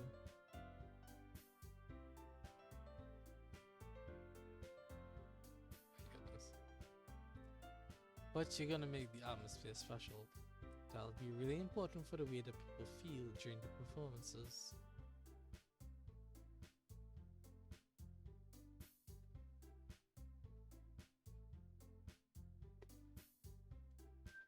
So you need to stop being dumb and give yourself a little more credit. Natsuki releases his hands and turns around to face the other direction. You didn't really mean that, did you? Not really, but he isn't the only one surprised. Monika and I are also taken aback by Natsuki's words. Natsuki, of all people, to be saying such encouraging things. But I begin to understand. Natsuki was trying to sound like Sayori. Even if it didn't work perfectly, I can tell that she tried to say something Sayori would say at a time like this. Because Sayori always helps everyone smile and feel good about themselves. I'm sorry for being dumb. I'm going to do my best. And all of us are going to make it a really great event. Yeah. Yeah. I hope to see everyone do their best. But with that, there's nothing more for today. So I guess it's time for us to head out. Okay, but I'm staying here a bit longer. I barely got to do any reading today, so fair enough. There's nothing wrong with that. Everyone packs up their things. I start to follow Monika and Yuri out the door as they chat between each other. Where are you going? Eh? We still need to hear out our plans for the weekend. Red's dying of laughter. Well, it's a good way to die, man.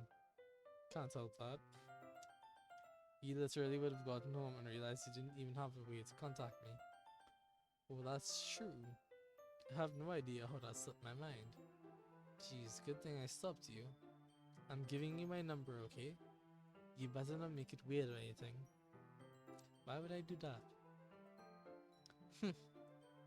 Natsuki gives me her number. Okay, I'm coming over on Sunday. I'll bring all the ingredients. Wait, you're coming to my house? Well, yeah. What's wrong with that? I mean, I just figured that since I'm the one helping, I'd be going to your house. Put on niggers who need even after. Can do, man.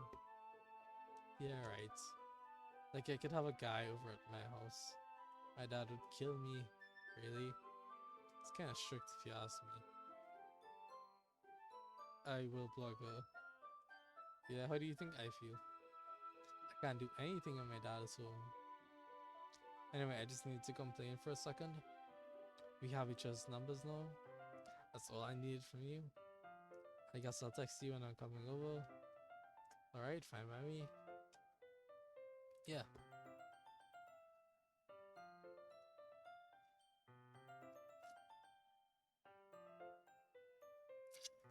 I'm really gonna show you why I love baking so much. So you'd better look forward to it. She'll get so many followers. You're right. Oh. Didn't you say you were just gonna give me the dizzy work? Well, I was just saying that. It's not like I could act like in front of everyone that I was looking forward to this. Wait, really? Well, kind of. Just because I never got to bake with someone else before. That's all it is, so... Alright, I get it.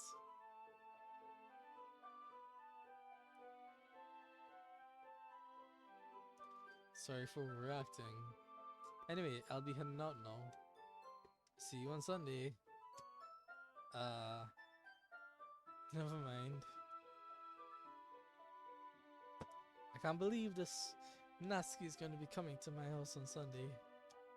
Even though I would have preferred to do Sayori. My anxiety shoots through my roof. Through the roof. I guess I've gotten pretty used to handling her at this point. But who knows what might end up happening when we're outside of school. She even told me she was looking forward to it. I shake my head. But why do I feel nervous as Sayori finds out about this? It's not like we feel that way about each other. Besides, like Monica said, this is about the club. I have nothing to worry about. If I just go with it, then I'll have a good time.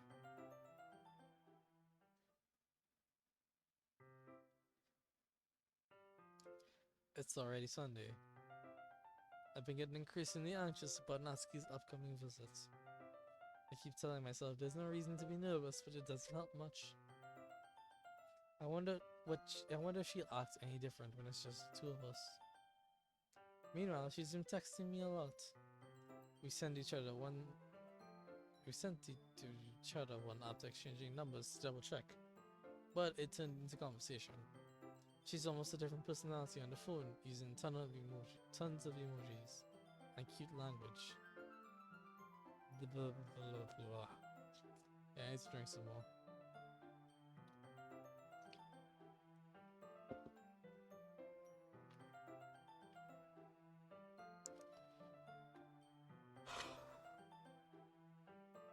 She also really likes complaining about things, but I kinda saw that one coming. But putting Natsuki aside, I haven't heard a thing from Sayori since she left the club early the other day. It's not like we text each other all the time or anything, but I've been worried about her in the back of my mind. Between what Sayori said and what Monika said, is it really okay for me to put Sayori's feelings aside when she might need me? I decide to visit Sayori before Natsuki comes over. Rather than asking, I simply tell her I'm coming over, much like we've done in the past. Once I reach Sayori's house, I knock on the door before entering it myself. Again, we used to play so often that we made it a habit of simply entering each other's houses like we were family. The house is quiet. HB, say something in chat.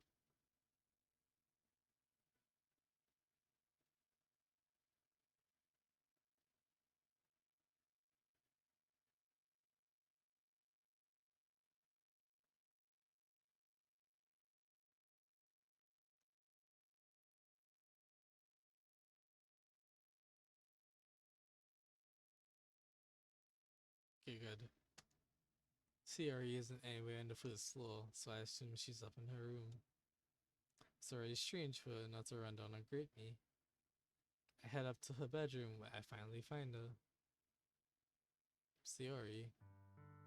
Hi, Luna. I sit down in her room. Sayori forces a smile, but it's easy to tell that she's different. There's a immense silence between us. You haven't come over like this in a long time, have you? Ah, I guess you're right. It has been a long time. Not much has really changed, has it? Sayori's room is as messy as it's always been. I also recognize the same stuffed animals and wall decorations that she's had for years now. If you came over more often, it wouldn't be such a mess. That's because I end up cleaning it for you. How come you suddenly wants to come over today? Aren't you supposed to see Natsuki today? Yeah, but wait, how do you know that?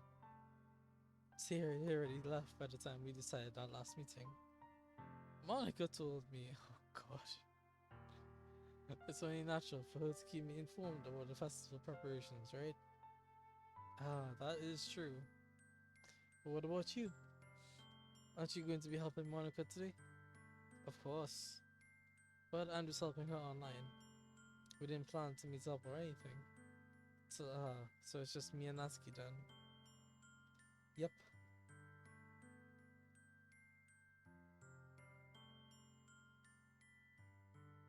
There's even more silence between us.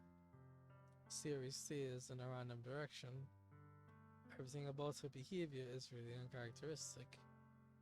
I finally get to the point. I just wanted to see how you were doing after you left on Friday. When something's wrong, you can't hide it from me. I know you too well. So, Sayori smiles, shaking her head. That's no good, Winger. Eh? Why can't it just be like it's always been? This is all my fault. If I didn't get too weak and accidentally express my feelings, if I didn't make that stupid mistake, then you wouldn't have been worried about me at all. You wouldn't have come here.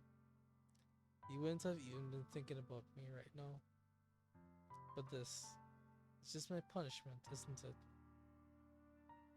I'm getting punished for being so selfish. I think that's why the world decided to have you come over today. It just wants to torture me. Theory?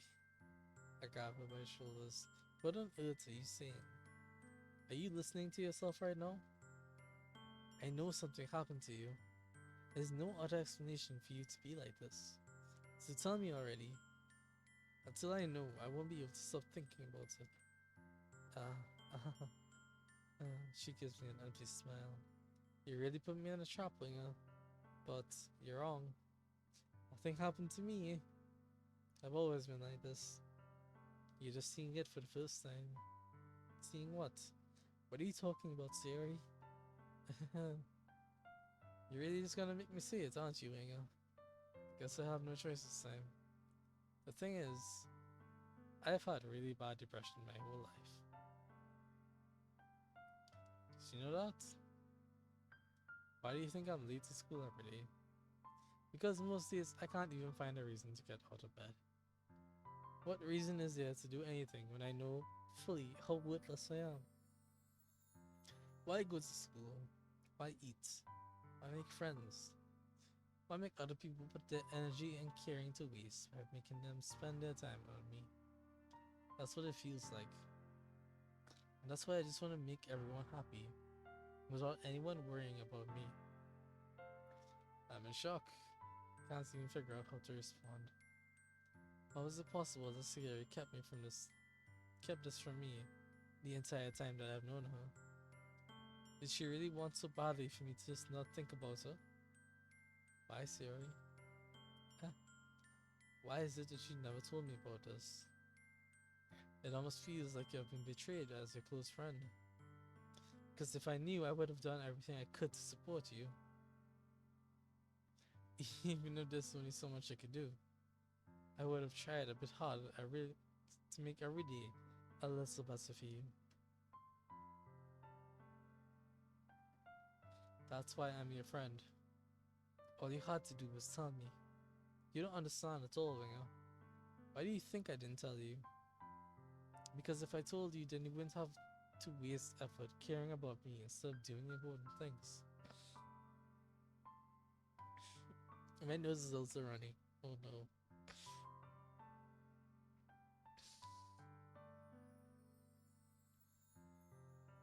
I don't want to be cared about. It's bittersweet when people try to care about me. It feels nice sometimes, but it also feels like a bat being swung against my head. That's why I wanted so badly for you to make friends with everyone else. Helping everyone be happy together is the best thing for me. But then I discovered something else too. Seeing you make friends and get closer with everyone in the club. It feels like a spear going through my heart. So that's why I decided the world just wants to torture me. Every part leads to nothing but hurts. You're right that I don't understand. I don't understand your feelings at all, Sayori. But I don't need to understand. Whatever it takes for me to help you stop hurting, that's what I'll do. Knowing there's nothing. Nothing at all. The only thing that could have helped is if everything could be like it always was. But I was selfish. I finally showed you what a horrible person I am. Tears streaked down her face. I made you join the literature club because I was selfish. And I was punished by my heart hurting in a way that I couldn't understand. And now you came here and I made you hurt too. I'm just weak and selfish. That's all I am. And that's why I'm going to accept these punishments. because I deserve every last one. Without thinking, I once again grabbed Sayori's shoulders. This time, I pull her into a tight embrace. Hang on, Sayori, I don't care if you feel selfish. I'm really happy that you convinced me to join the club. Seeing you every day makes it worthwhile enough. If I make friends with everyone else, then that's just a bonus. But please, never underestimate how much I care about you. I wouldn't have it any other way. Winger. Sayori isn't hugging me back. Despite my arms being wrapped around her, Sayori's arms remain at her sides. She starts sobbing next to my ear. No, don't do this to me. Please don't do this. Winger. I. She manages barely to speak between her sobs. I don't know if I'm doing the right thing, but all I want is for her to know that I care. If you have it in you to call yourself selfish, then you have to let me be selfish too. No matter what it takes, I'll figure out what needs to change. I'll make these feelings go away. And if there's anything that you need me to do, then you better tell me. I'll get mad if you don't. I don't know. I don't know. I don't know. Gently, Sayori finally puts her arms around me in return. I don't know anything. It's all really scary. I don't understand any of my feelings, man. The only time I'm not feeling nothing is when I'm feeling pain. But your hugs are so warm, and that's really scary too. She lets me go. She does so. I let her go as well. The festival is tomorrow. Yeah, it's going to be fun, right? Yeah. How would you like for me to spend it all with you? Uh, um, uh, it's what I want. Promise. I think that would be nice then. Yeah. Sayori wipes her eyes. If I could spend the whole day here, I would. Of all days, this has to be the one where I have other plans. Maybe I should cancel. No, don't. Please don't. If you did that, then I really wouldn't forgive you. But it's almost time for Natsuki to meet me at my house. At the very least, do you want to come along and help out? It would be fun. To my surprise, Sayori shakes her head. I'm sorry. I don't know if that would be very good for me today. You understand, right? It's kind of hard for me to fully understand. But I'm trying my hardest. It's okay. Don't worry too much about it. I'll see you tomorrow, okay? Alright. I look forward to it.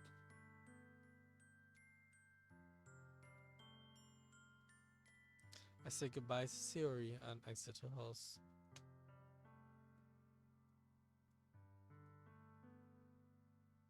On the way home, I find myself still being uneasy. But it's hard for me to keep thinking about it when Natsuki's about to come over too. I think Sayori is right. I shouldn't be worrying too much, and we're definitely going to have a great time tomorrow. I should just focus on what's ahead of me. I spent only a few minutes back at home waiting anxiously for Natsuki's arrival. Before I know it, she texts me to let me know she's outside the front door.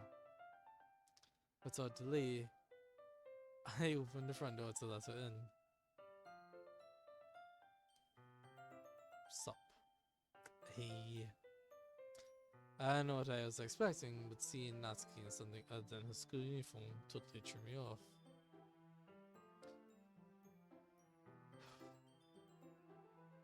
Okay. I think the moment has passed. She understands if she's going a different dress part. I don't know what you mean by that. You felt this so much in your life with your friends. Well, I'm not sure to be sorry or not. Because there's always gonna be someone or the other.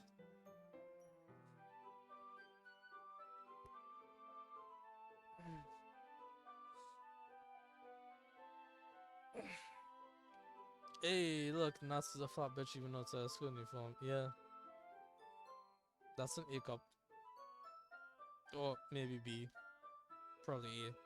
Don't apologize. Oh god. Thank you, Natsuki. You have been one of the first comic relief. You may be gone now. Jeez, I'm making it feel so awkward already. It's gonna be a long afternoon. So don't be weird just because you're not used to seeing me outside of school.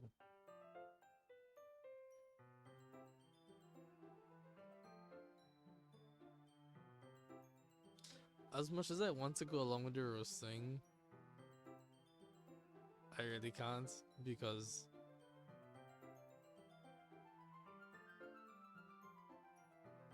reasons. Yeah, I missed that line. Oh my goodness, I missed that line. It's gonna be a long afternoon, so don't be weird just because you're not used to seeing me outside of school. Alright. Anyways, I'm coming in. I see you brought a lot of stuff. I see he's carrying a large bag that's probably full of baking supplies. Well, I didn't want to come all this way to find out that your kitchen isn't equipped for the job. You bought everything I asked you to, right? Yeah, I did. Natsuki, yesterday, asked me to buy a bunch of ingredients I didn't already have them at home. If I didn't have them at home. Oh, good. Glad it comes need to do your part. I still can't read, is the thing. Well, of course. I'm surprised to hear Natsuki suddenly say that rather than something snarky like she usually does. Could it be that she is a little different outside of school after all? Anyways, let's go to the kitchen.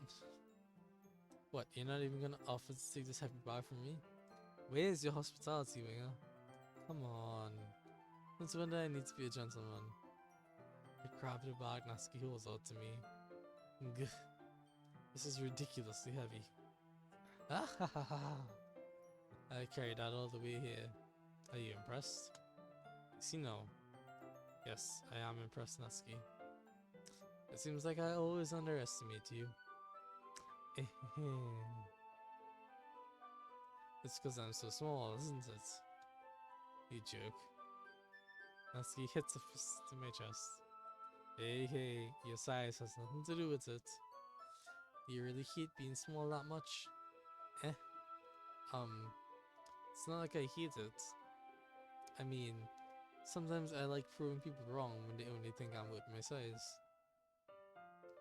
It's fun when I get to be small and also better than other people.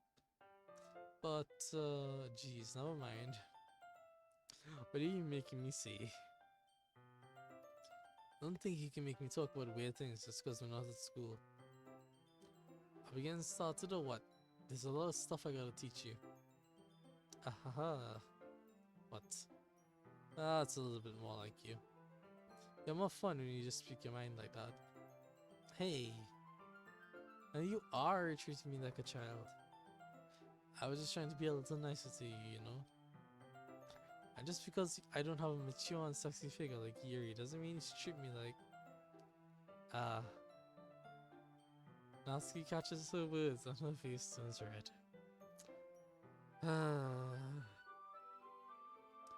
See, this is the thing. Women dig themselves holes and then look to hit men.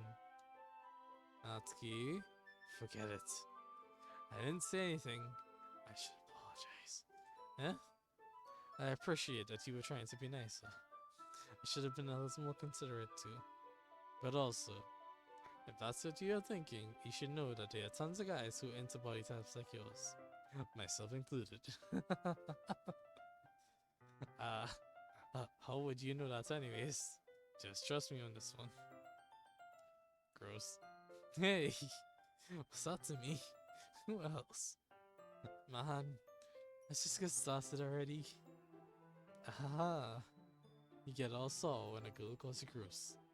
I finally found your weakness, Finger. Natsuki smiles deviously. Please spare me.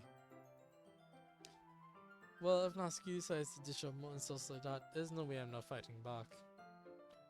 But she's satisfied enough for now, so finally starting to pull things out of her bag so we can get started.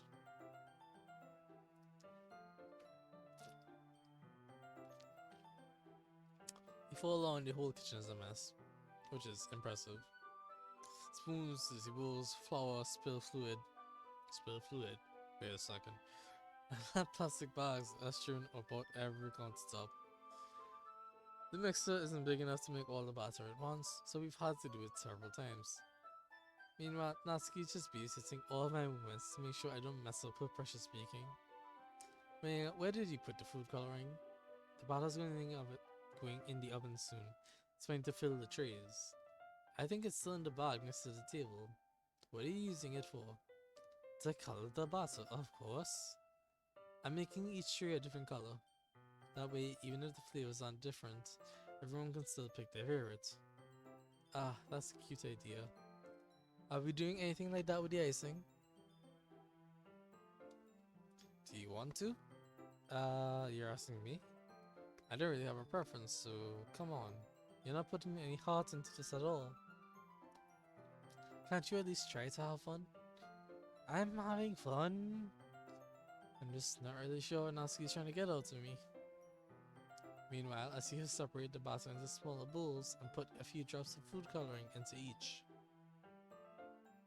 Ah, that does look pretty cool. See? It's not like baking is just about following instructions. The presentation is where you get to be creative and have the most fun. It's a million times more worth it in the end if just looking at it makes everyone's eyes lighten up. Like the ones you made on my first day, huh? I recall Natsuki proudly presenting her cat-shaped cupcakes, and Sayori and Monika's delighted expressions. I wonder if I can make Natsuki proud like that too. Yeah, maybe I will use the food coloring then. Sounds like you're starting to understand. Just make sure you completely finish mixing the icing before you mess with the food coloring. Yeah, it's getting there. We were using the electric mixer for the batter, so I got stuck with a whisk and a huge bowl for the icing. Eh? The icing's still all lumpy. Are you even trying? Well, yeah. It'll just take a little longer. Geez, I'll be here all night if you do it like that. Here, look. Natsuki suddenly grabs the whisk from me and uses her other hand to tilt the bowl lock. You really need to beat the crap out of it. After a few seconds, the consistency of the icing has already improved. See? As if to emphasize, Natsuki sticks the finger in the icing and pops it into her mouth. I reluctantly start to do the same. Hey! She suddenly grabs my wrist. I don't want your gross fingers in my icing. Your icing, eh? Are you forgetting who did all the work? I start to fight back, trying to inch my finger towards the bowl. Don't make me beat the crap out of you next. I'd like to see you try. I push harder, just enough for my finger to reach the icing. I try and barely scoop some with my finger, just as Natsuki tugs with all her might. Ah. The force of Natsuki pulling causes me to stumble, making her stumble in turn. Gross. You got it on my face. Whose fault is that? Just a big blob of icing on Natsuki's cheek. She tries to reach it with her tongue, but it's too far away. Jeez. You know what? Take this. Natsuki instead swipes. I need to stop and laugh. This is adorable.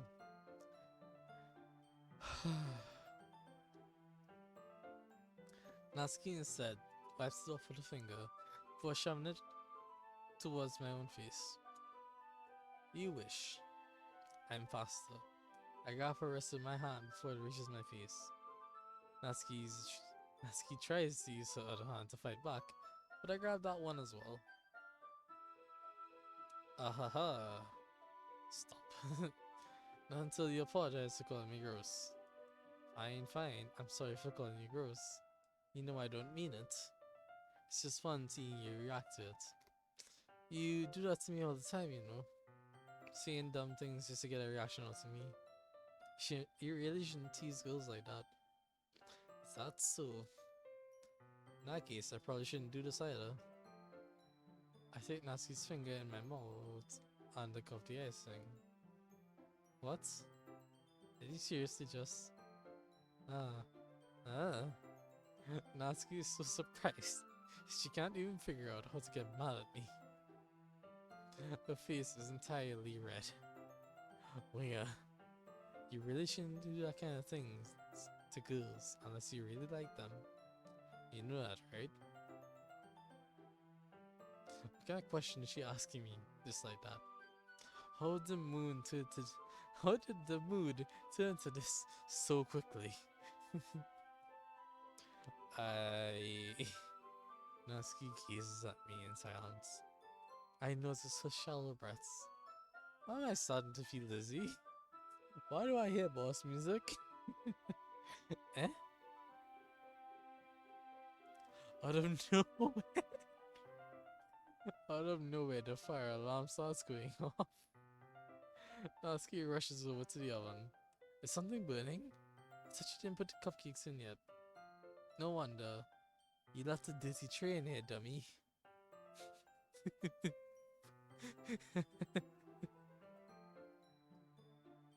The meme is too good, alright? I had to see it. Why do I hear boss music? Huh? Huh? Huh? How can you make a mistake like that? You should have checked before turning the oven on. Don't blame me for your mistakes. Jeez. Natsuki uses an oven mitt to grab the blackened tray out of the oven. She sets it up atop the stove. In another moment, the fire alarm stops. Anyway, I'm putting them in the oven now. Yeah. The tension from the moment before still lingers over our heads. But the moment has already been lost. I watch as Natsuki slides the cupcake trays into the oven. Then I reluctantly pick up the whisk and continue with the icing like nothing ever happened. Ah, that smells so good. The cupcakes are ready to be pulled out of the oven. As soon as Natsuki opens the oven door, a blast of sweet-smelling warm air fills the room. Look at how cute they all look. She proudly shows off all the different colored cupcakes in each of the trays. They look even better once we add the icing. Not like you need to tell me that. I brought decorating stuff, so I hope you guys get creative. Here, scoop the icing into these bags. Natsuki hands me some plastic bags. I have these nozzles that'll make it nice and fluffy. This one could even make flowers. We probably won't be using it this time though. What's this one for? I pick up the one of the nozzles that has a much thinner tip than the others. That one's really thin, so you can use it to make stripes or other patterns. That's right. But you can also use it to write stuff on the cake, like happy birthday or whatever. Huh, I see. That gives me an idea actually. Eh? Well, it's a literature event, right? We can make it more literature themed by writing a different word on each of the cupcakes. It would be fun it would be fun to see people choose their cupcakes based on a word they like. I was kind of expecting you to say something really stupid, but that's actually a really cute idea, so... Ahaha, maybe I'm guessing it from you. What's that supposed to mean? I'm not cute? Come on, we're not at school, nobody's judging.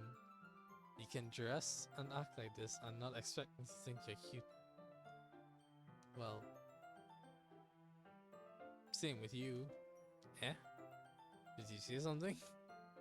No, nothing. Adorable 100. Let's just do the icing. Aski picks up the piece and fastens the nozzle into each of the bags. There's a lot to do, so we shouldn't be wasting time. Here, I'll show you how to do it. Without giving me a chance to think about it before, Natsuki quickly moves on. She shows me how to apply the icing, and then we each get to work. When we're finally finished, Natsuki puts them all side by side to admire our work. Look at how pretty they are together. Yeah, they are, aren't they? Oh, I wish I could have one now. Well, there's no reason you can't, right? I don't see any harm in that. Well, yeah, but my dad's making dinner tonight, so I really need to save my appetite.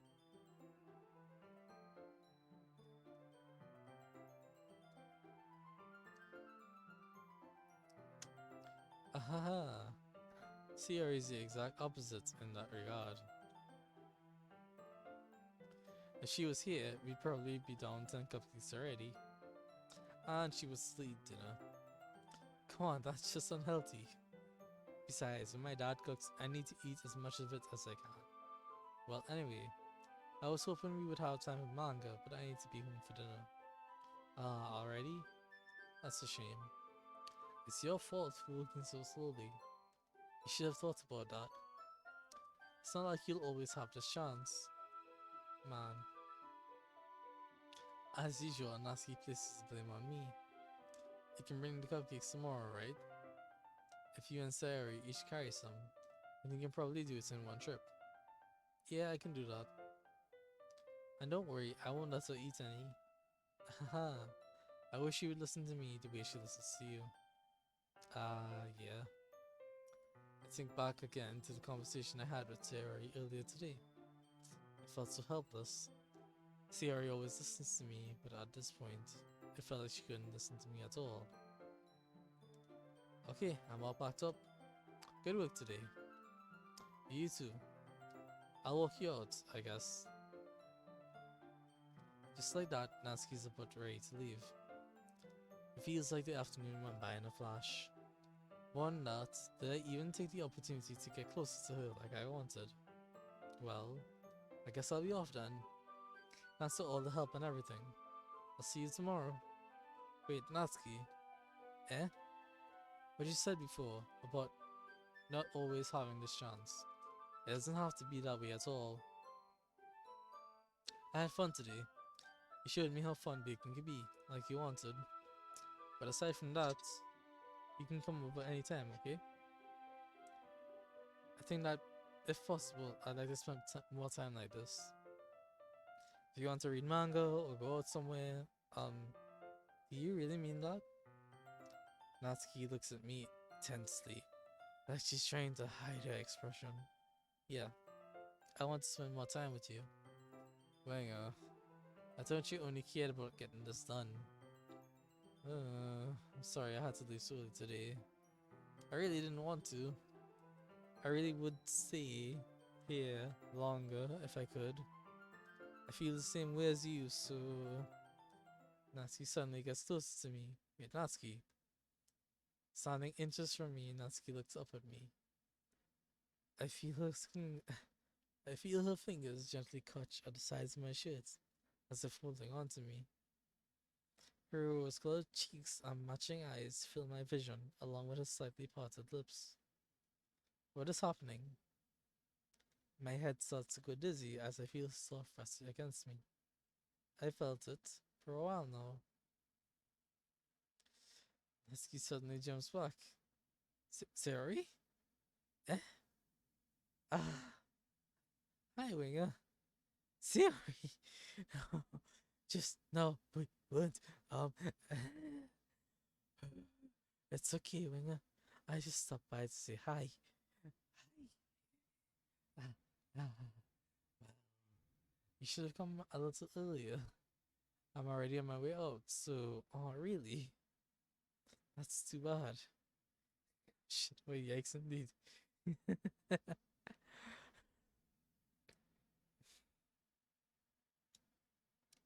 Yeah, well, I'll still see you at the festival tomorrow, so it's fine. Just don't eat any cupcakes before then. Anyways, later, Lily flustered, Naomi, Natsuki. Would I get Naomi? Oh my goodness, too much corpse party in my brain. Natsuki hurries off and Sayori waves goodbye. Sayori, I thought you didn't want to come over today. Well, I tried staying in my room, but my imagination's being really mean to me. So I had to come here and see it for myself. See what? What are you talking about? You know, how much fun you were having with Natsuki.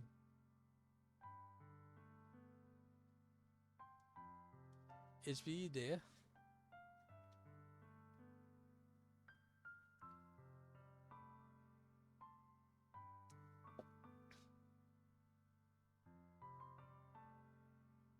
Thank goodness. And how close you got to it. It makes me really happy that you made such good friends. That's all that matters to me. Tears started to fall on Sayori's face. I was about to say, isn't aren't her eyes tearing up? Like, here and there, you can see it, right? That's all that matters to me. Why am I feeling this way, Winger? I'm supposed to be happy for you. Why does it feel like my heart's splitting in half? It hurts so much. Everything hurts so much. This would be so much better if I could just disappear. Sayori, don't say that. It's true, Winger. If I wasn't here, then you wouldn't have to waste your sympathy on me.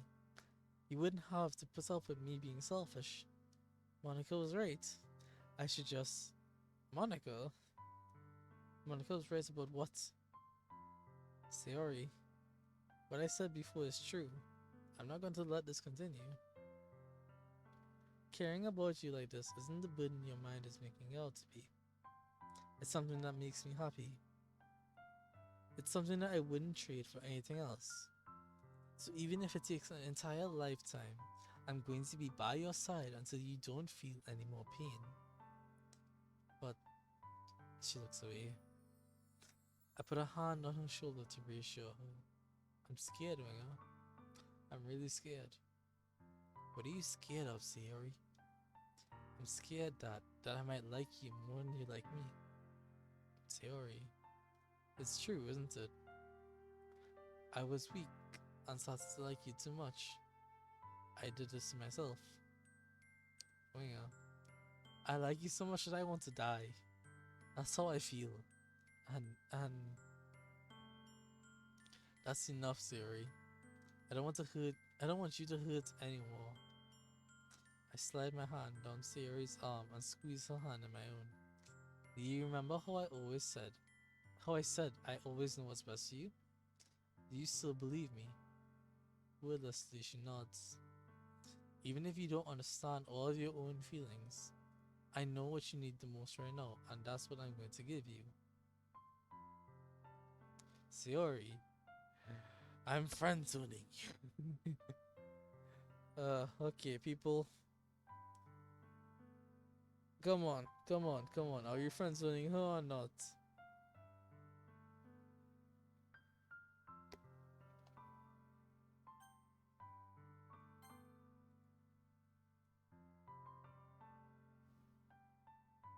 Say the love. Don't friend zone her.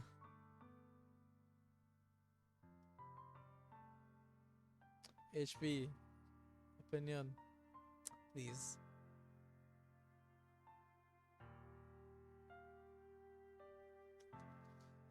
Although I'm pretty sure HP's gonna say the love.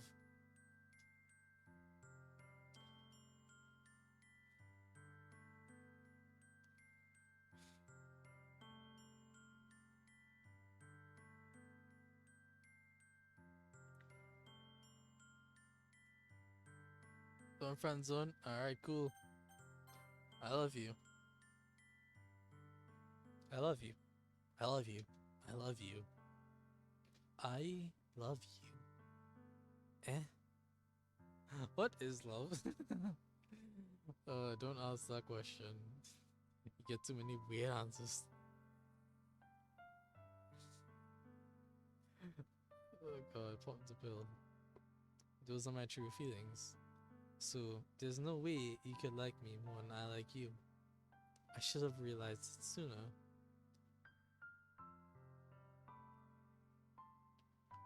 but spending time with everyone at the club, making new friends, and having fun with you every day, it's helped me realize that you truly are the most important person to me. That's why I'll accept any of your burdens, as long as we can continue to be like this every day, with you by my side, and I know we'll both be happy. Winger. Suddenly Sayori wraps her arms tightly around me. Winger, is this really okay? Yeah. Hold her in my arms and pull her closer. You never have to let go of me again. I love you, Winger. I want to be with you forever. Me too. Feel Sayori's grip around me weaken a little bit. What is this? Sayori? I'm supposed to be happy right now. I always thought this would be the happiest moment for me. But why? Even now, why won't the rain clouds go away? They're not going away at all, Winger. It's okay, Sayori. It might take some time for things to get better again. But no matter how long it takes, I'll be there every step of the way.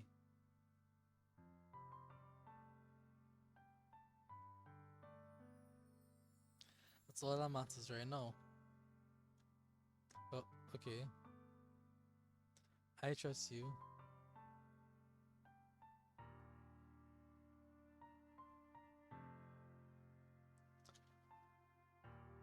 Sayori and I slowly release each other. So, I guess that makes the festival tomorrow a first date, huh?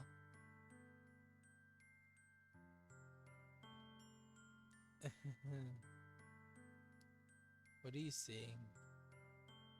I don't want to think about those things, you know?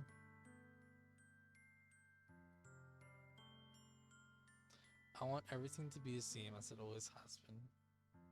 Even if we really are a couple. I don't know if I could handle anything more right now. It's really new and scary to me. I understand.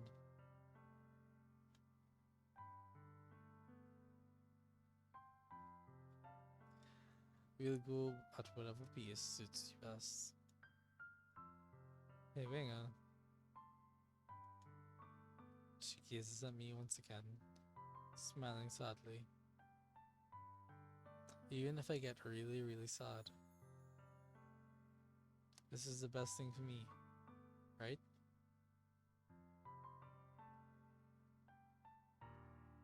Eh? I don't really know what. I don't really understand what Siri means by that.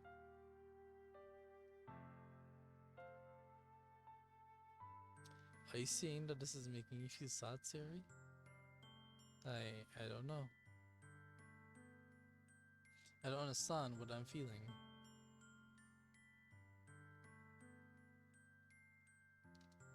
It felt like a bunch of thorns when you told me you love me. But that's why I want to trust you.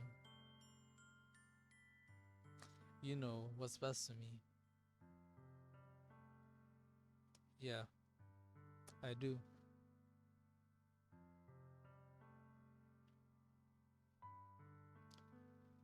That's my promise. I say that, but in reality, I've never felt more uncertain when it comes to Sayori. I know that I love her, and she loves me. But I'm having as much trouble as understanding Sayori's feeling as she is.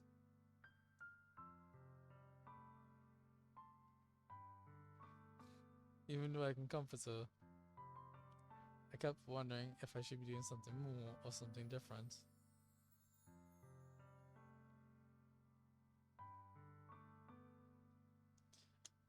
I know these thoughts will continue to plague me until things are back to the way they are. Is that what Sayori meant about not wanting anything to change? I don't know.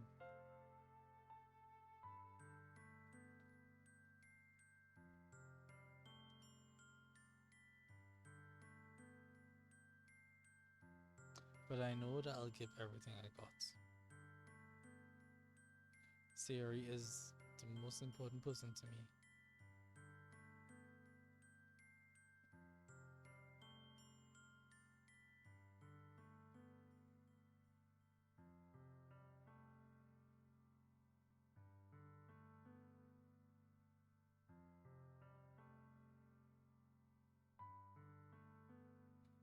And I'll do whatever it takes to have a happy future with her.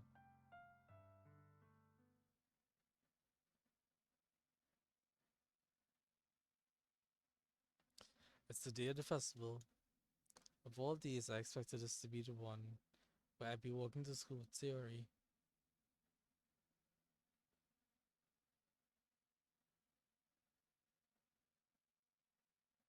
But Sayori isn't answering her phone.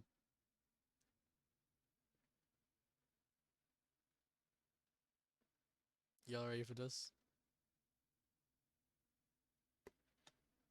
I considered going to her house to wake her up, but decided that's a little too much. Meanwhile, the preparations for the event should be nearly complete. I managed to carry all the cupcakes myself, by carefully stacking 2 trays. Natsuki's already texting up a storm, but I can't respond thanks to my hands being full. Funnily enough, I probably feel the same way as Natsuki about the event. I'm more excited for it to be over so I can spend my time with Sayori and Natsuki at the festival. But knowing Monika, I'm sure the event will be great too. Winger! You're the first one here. Thanks for being early. That's funny, I thought at least Yuri would be here by now. Monika's placing little booklets on each of the desks in the classroom. They must be the ones she prepared to have all the poems we were performing. In the end, I found a random poem online that I thought Monika would like, and I submitted it. So that's the one I'll be performing. I'm surprised you didn't bring Sayori with you. Yeah, she overslept again. That dummy. You'd think that on a day this important, she tried a little harder. I say that, but suddenly I remember what Sayori told me yesterday. And suddenly I feel painful, knowing it's not nearly that simple for her. I only said it because it's the way I'm used to thinking. Hey, we're at 6 viewers, yeah, hype. But maybe I should have gone to wake her up after all. Ahaha. You should take a little responsibility for her, Winger. I mean, especially after your exchange with her yesterday. With what? You kinda left her hanging this morning, you know? Exchange? Monika, you know about that? Of course I do. I'm the club president after all. But I stammer, I'm embarrassed. Did Sayori really tell her about it that quickly? That we're a couple now? I didn't really plan on bringing it up with anyone yet. Jeez. You don't know the full story at all, so don't worry. I probably know a lot more than you think. Eh? Monica's being as friendly as usual, but for some reason I felt a chill down my spine after hearing that. Hey, do you want to check out the pamphlets? They came out really nice. Yeah, sure. Grab one of the pamphlets there on the desks. Oh yeah, they really did. Something like this will definitely help people take the club more seriously. Yeah, I thought so too. I flipped through the pages. Each member's poem is neatly printed on its own page, giving it an almost professional feel.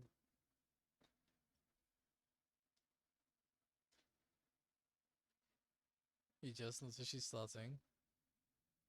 I recognized Natsuki's and Neri's poems from the ones they performed during our practice. What's this? I flipped to Sayori's poem. It's different from the one she practiced. It's one that I haven't read before.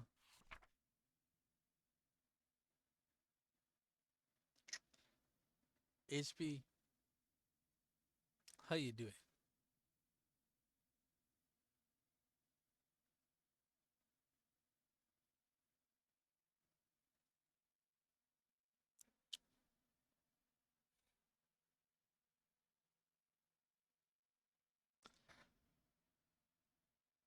Gas in my head.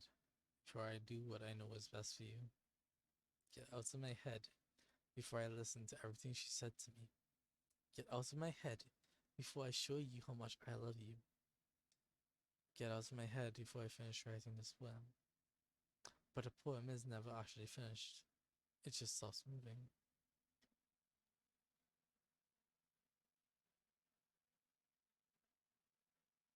Shit's real? Shit's really real? No, no, shit's fucked. That's what it is. Ah, what is this? Rereading the poem, I get a pit in my stomach. Winger, what's wrong? Nothing. This poem feels completely different from everything else Sayori's written. From one dot, I changed my mind. I'm gonna go get Sayori, so ah, well, alright. Try not to take too long, okay? I quickly leave the classroom. Don't strain yourself. Monika calls out after me. I quicken my pace. What was I thinking? I should have tried a little harder for Sayori. It's not a big deal to at least wait for her or help her wake up. Even the simple gesture of walking her to school makes her really happy. Besides, I told her yesterday that things will be the same as they always have been. That's all she needs, and what I want to give her. I reach Sayori's house and knock on the door. Where's the music now? Oh god. I don't expect an answer since she's not picking up her phone either. Like yesterday, I opened the door and let myself in. Sayori? She really is a heavy sleeper. I saw her. Yeah, I actually did just now. I can't believe I ended up doing this after all. Waking her up in her own house. That really is something that a boyfriend would do, isn't it? In any case, it just feels right. Outside Sayori's room, I knock on her door. Sayori, wake up, dummy. There's no response. I really didn't want to have to enter her room like this. Isn't it kind of a breach of privacy? But she really leaves me no choice. I gently open the door.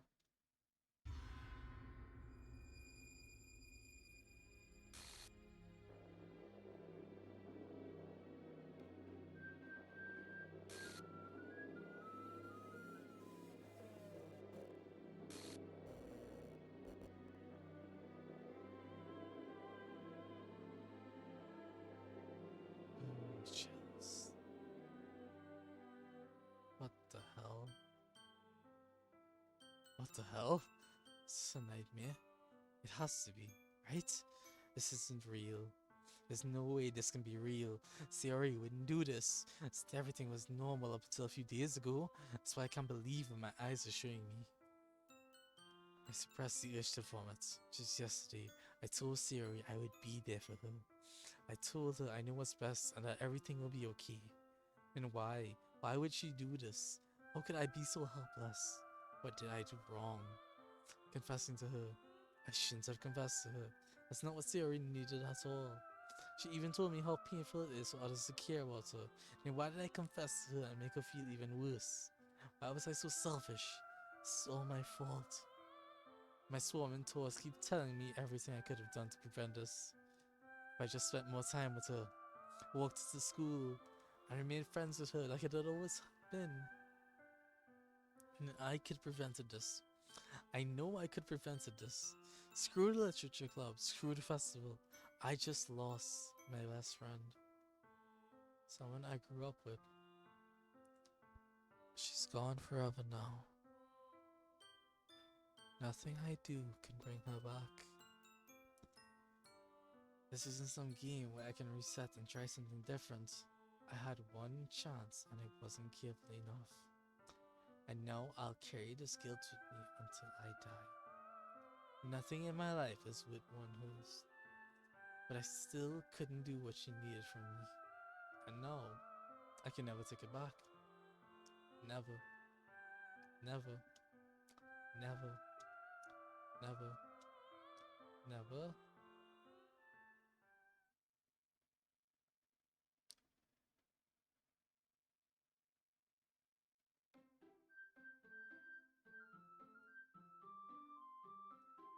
Nani?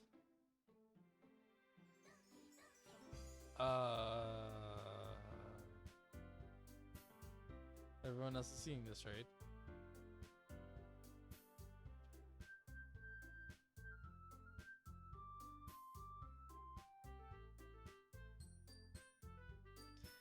Yeah, what do I want to do, gang? The first glitch, oh god. HP, how's your charge doing?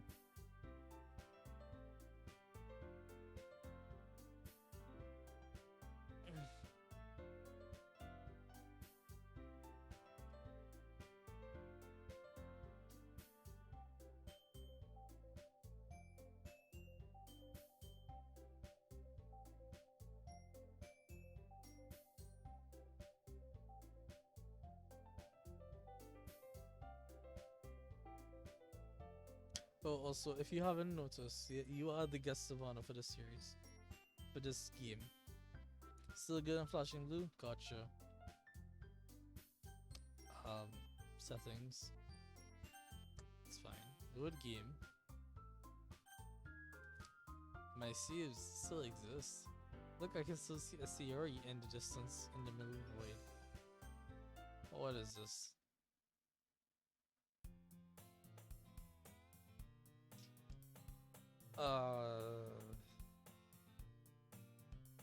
Not my language. Can't. I see an annoying girl running towards me from a distance, waving her arms in the air like she's totally oblivious to any attention she might draw to herself. That girl is corrupted. I can't skip, which is interesting to me. I can't skip at all. We used to work together. She would oversleep. She's chasing me. Mental charge of 90%. Nice. I almost feel better off running away.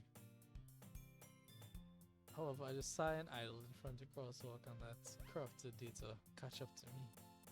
Oh god.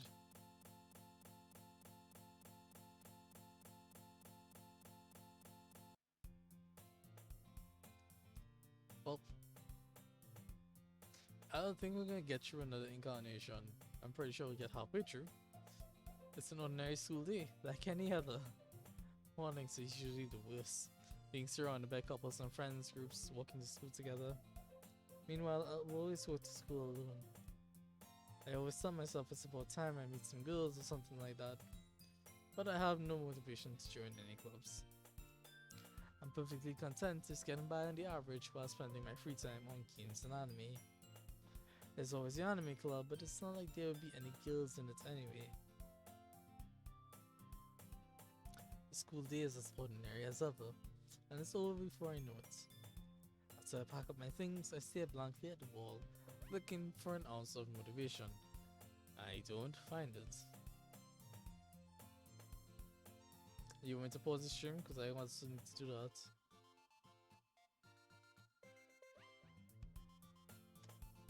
Clubs. There really aren't any that interest me. Besides, most of them would probably be way too demanding for me to want to deal with. I guess I have no choice but to start with the anime club. Winger. Monika? Oh my goodness, I totally didn't expect to see you here. It's been a while, right?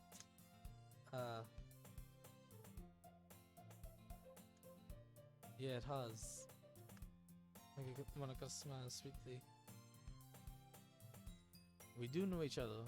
Well, we rarely talked, but we were in the same class last year. Monika is probably the most popular girl in class. Smart, beautiful, athletic. Basically, completely out of my league. So having a smile at me, be genuinely a little. Alright, but let me know immediately, alright, HB? So, what did you come in here for, anyways? Oh, I've just been looking for some supplies used to my club. You have a club? Do you know if there's any construction paper in here? Or markers? I guess you could check the closet. You're in the debate club, right? About that. I actually quit the debate club. Really? You quit? Yeah. To be honest, I can't stand all the politics around the major clubs. It feels like nothing but arguing about the budget and publicity and how to prepare for events. What's up, Monica?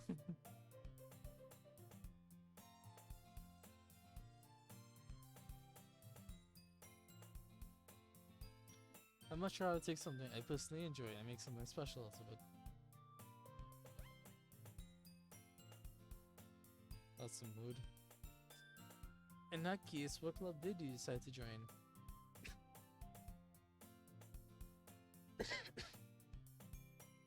Oh, sorry. That is the dehydration kicking in.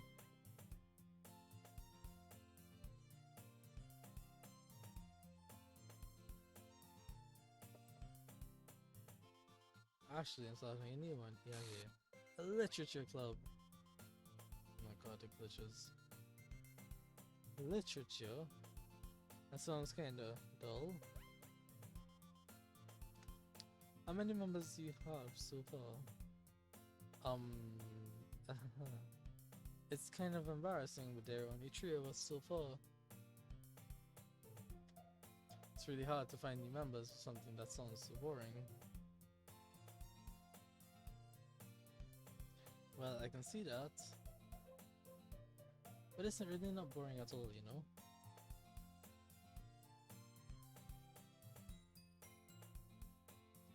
Literature can be anything. Reading, writing, poetry. I mean, one of my members even keeps a manga collection in the club room. Wait, really? Yeah, it's funny, right? She always insists that manga is literature too. I mean, she's not wrong, I guess. And besides, a member's a member, right? Did Monica say she? Hmm. Hey, Bingo. By any chance, are you still looking for a club to join? I mean, I guess so, but in that case, is there any chance you could do me a big favor? I won't ask you to join, but if you could at the very least visit my club, it would make me really happy. Please.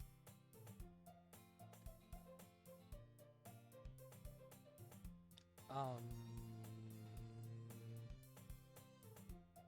Well, I guess I have no reason to refuse. I'm confused. Besides, how could I ever refuse someone like Monica? Well, sure, I guess I could check it out.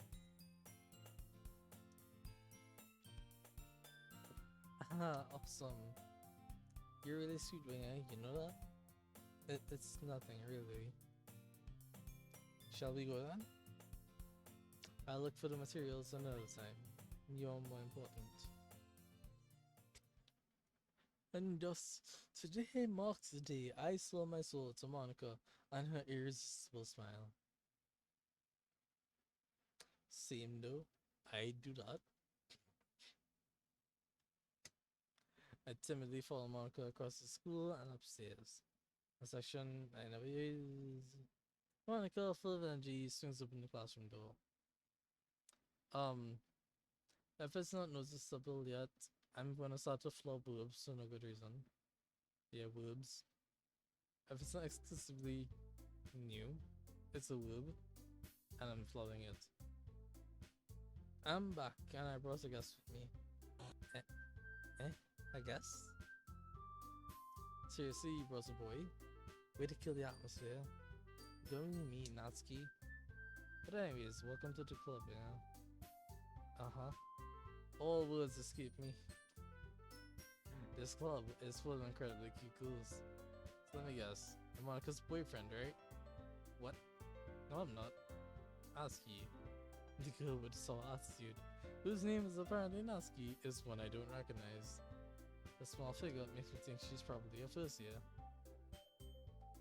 Anyway, this is Natsuki, just as usual. And this is Yuri, the vice president. It's nice to meet you. Yuri, who appears comparably more mature and timid, seems to have a hard time keeping up with someone like Natsuki. Yeah, it's nice to meet both of you. So I ran into Wing in the classroom and he decides to come check out the club. Casually, smoothly, sensibly.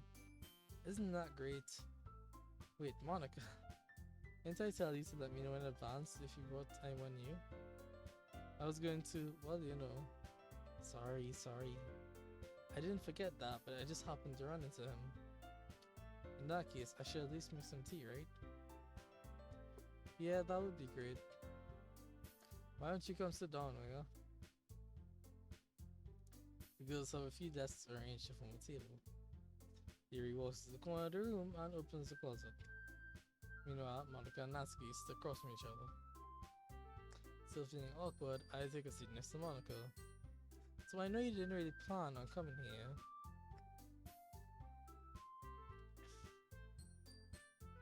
But we'll make sure you feel right at home, okay?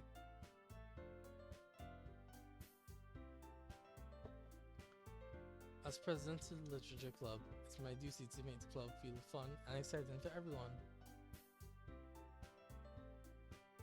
I'm surprised there aren't more people here in the club yet. It must be hard to start a new club. You could put it that way. Not many people are very interested in putting all the effort to start something brand new.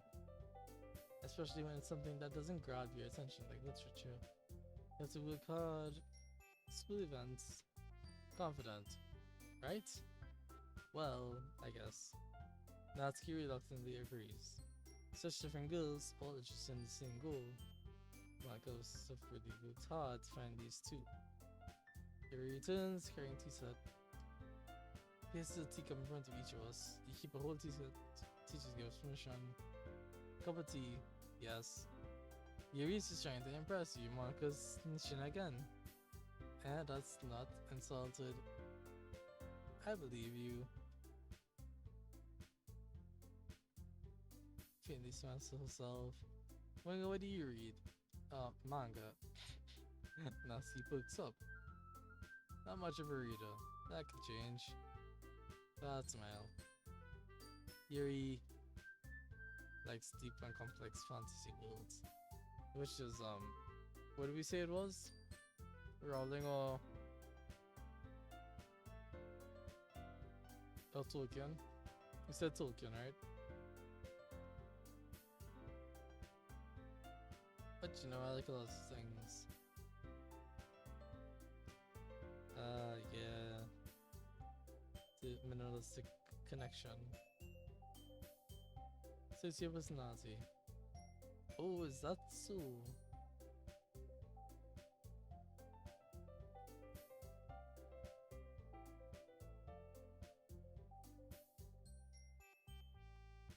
Tolkien for what?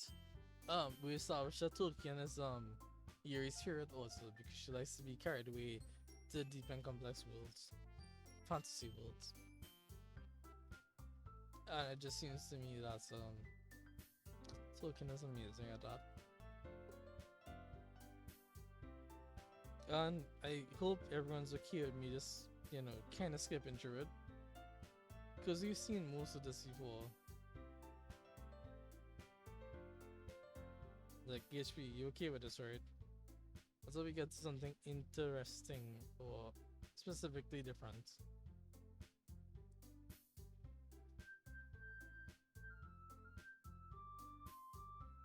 C.S. Lewis or J.R.R. Martin. The audacity of this bitch. You good? Cool. What gives you that idea? Scrap people. Poem. Give it back. Natsuki writes poems. Wow, impressive. You wouldn't like them. Confident? Nope. Yuri, you're confident, right? Nope. Everyone's quiet. How about this? That's all right, a poem. I thought it was a good idea. Well, I think you're right. We should probably start finding activities for all of us to participate in together. I did decide to take on responsibility of vice president after all. I need to do my best to nurture the club as well as its members. Besides, now that we have a new member, it seems like a good step for us to take. You agree as well, Leah? Hold on, there's still one problem. Eh? Alright, Monica may have convinced me to stop by, but I never decided to join the club. And then, you know, suit to tattoo, everyone gets, you know, party. Uh, wait, wait. The girls exchange glances before Monica turns back to me. I guess I need to tell you the truth. Thing is, we don't have enough members yet to form an official club. That does sound familiar. We need 4. And I've been trying really hard to find new members. And if we don't find one more before the festival, I'm defenseless.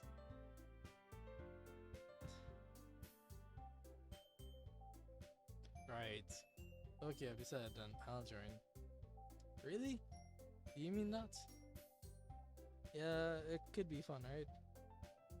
You really just scared me for a moment. I mean, if you really just left after all this, I would be super pissed. Winger, I'm so happy. We can become an official club now. Thank you so much for this. You're really amazing. I'll do everything I can to give you a great time, okay? Thanks, I guess. Okay, everyone, I think with that, we can officially end today's meeting on a good note. Everyone remember tonight's assignment. Write a poem to bring to the next meeting. So we can all share. Sorry. So we can all share. Monica looks at me once more. I look forward to seeing how you express yourself. Anxiety. I guess I'll be on my way. I'll see you tomorrow. Fantastic. With that, I depart the classroom and make my way home. The whole way, my mind wanders back and forth between the 3 girls. Natsuki, Yuri, and of course, Monika. Will I really be happy spending every day after school in a literature club? But I have the chance to grow closer to one of these girls. Alright, I just need to make the most of my circumstances, and I'm sure good fortune will find me. And I guess I'll start with writing a poem tonight. You have unlocked a special poem. Would you like to read it? Yes.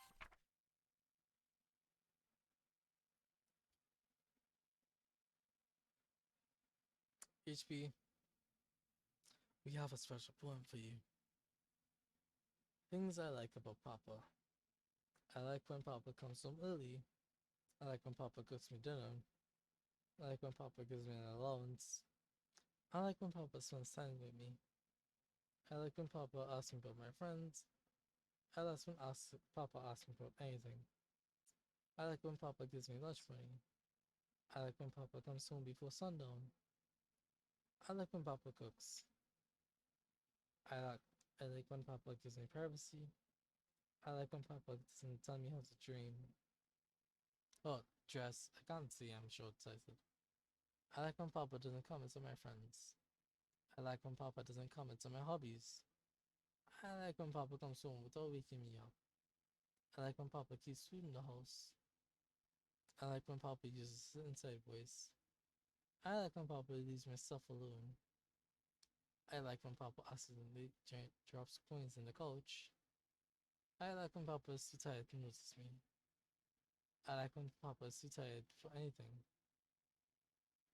I like when Papa is too tired for anything.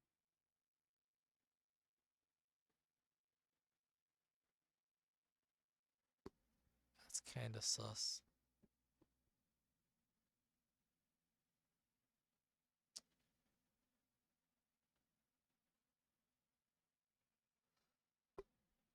But, yeah, okay. That was a thing. And you know what? This is such a thing That I can't believe it. HB, talk to me. Got dark real quick. I mean, that was a lot to talk in. But yeah. Just let me know if I can move. And also, as usual, we want to hear your analysis of this.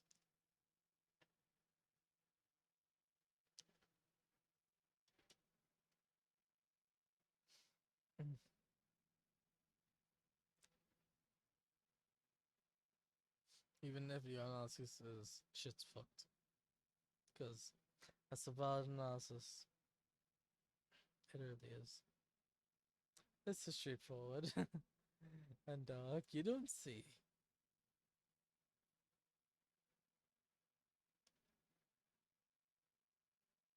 I just want that confirmation, that's all I want.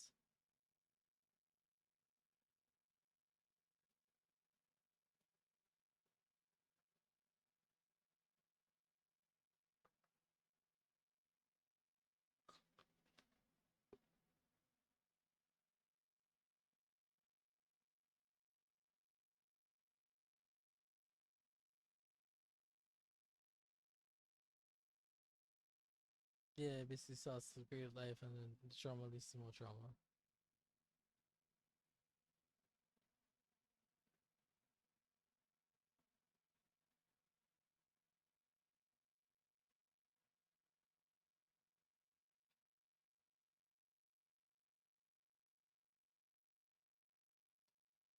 Oh boy. Well, that's that.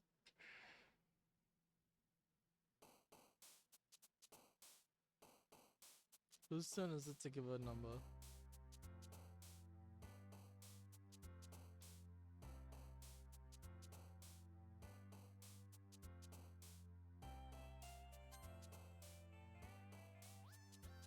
Oh, by the way, all my saves are gone.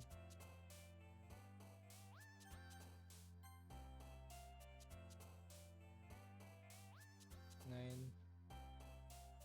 1, 2, 3, 4, 5, 6, 7, 8, 9. Grief, play, question, philosophy, sparkle, what the hell is that? I don't know, it looks like boku. Can't tell. Secretive, vanilla, precious, horror, lazy, funny, after I'm a chumpy, aura, tenacious, snumpsy, fantasy, doki doki, adventure, baka baka, baka sugoi.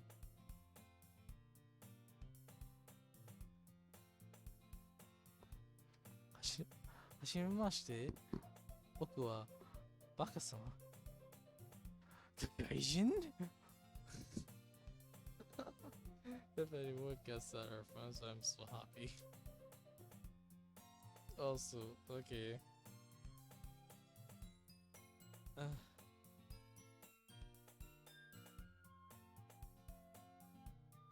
How's everyone feeling? Hi again, Winger. Glad to see you didn't run away on us. Don't worry, it might be strange, but I keep my word. Oh, I'm back. I was the last to come in, everyone else is already hanging out. I'm still keeping your promise. Oh, shit's fucked, shit's always fucked, man. I hope this isn't too overwhelming of a commitment. You need to dive headfirst into literature when you're not accustomed to it. Well, come on, like you deserve any slack. You already had to be dragged here by Monika. And if you plan to just come here and hang out, so what? But if you don't take us seriously, you won't see the end of it.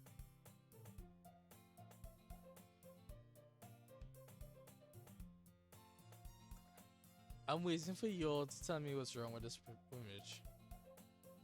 Actually, you know what? I'm going for a walk. I'm going to go meet the mic, go for a walk, and you guys tell me what's wrong with this image before I move forward.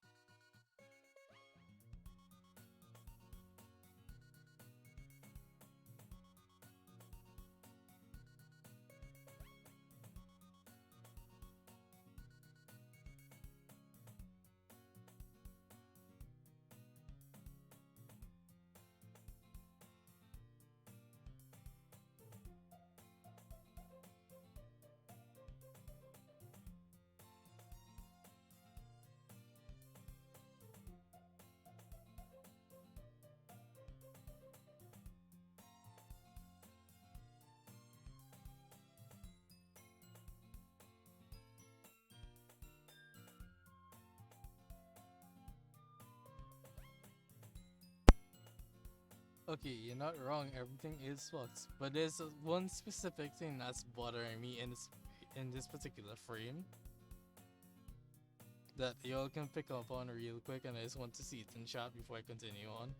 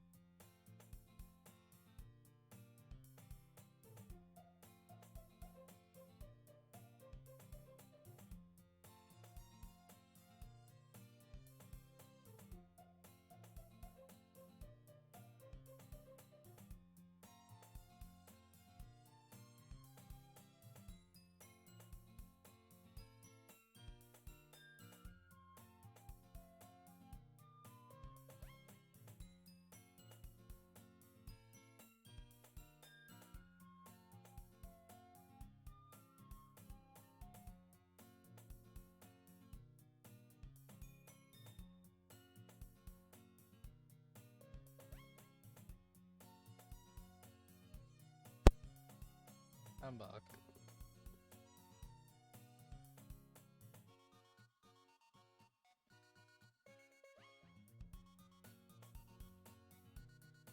Everything is wrong, Monica, big bitch. It's blinking red. I don't know what's blinking red. She's tiny compared to Yuri. She was sold before. Oh, that's so cute. Ooh, HP's gone. That's unfortunate. The others are slanted. No, the thing that's bothering me right now. Yeah, Yuri's solid and she is, and yeah, she's slanted. Just Monica's in front of the text box. That's what's bothering me right now. And you know what? Fine by me. If that's what we're saving this on, that's what we're saving this on. That 1 HB, it's been a pleasure having you, and I'm glad we had 3 whole hours.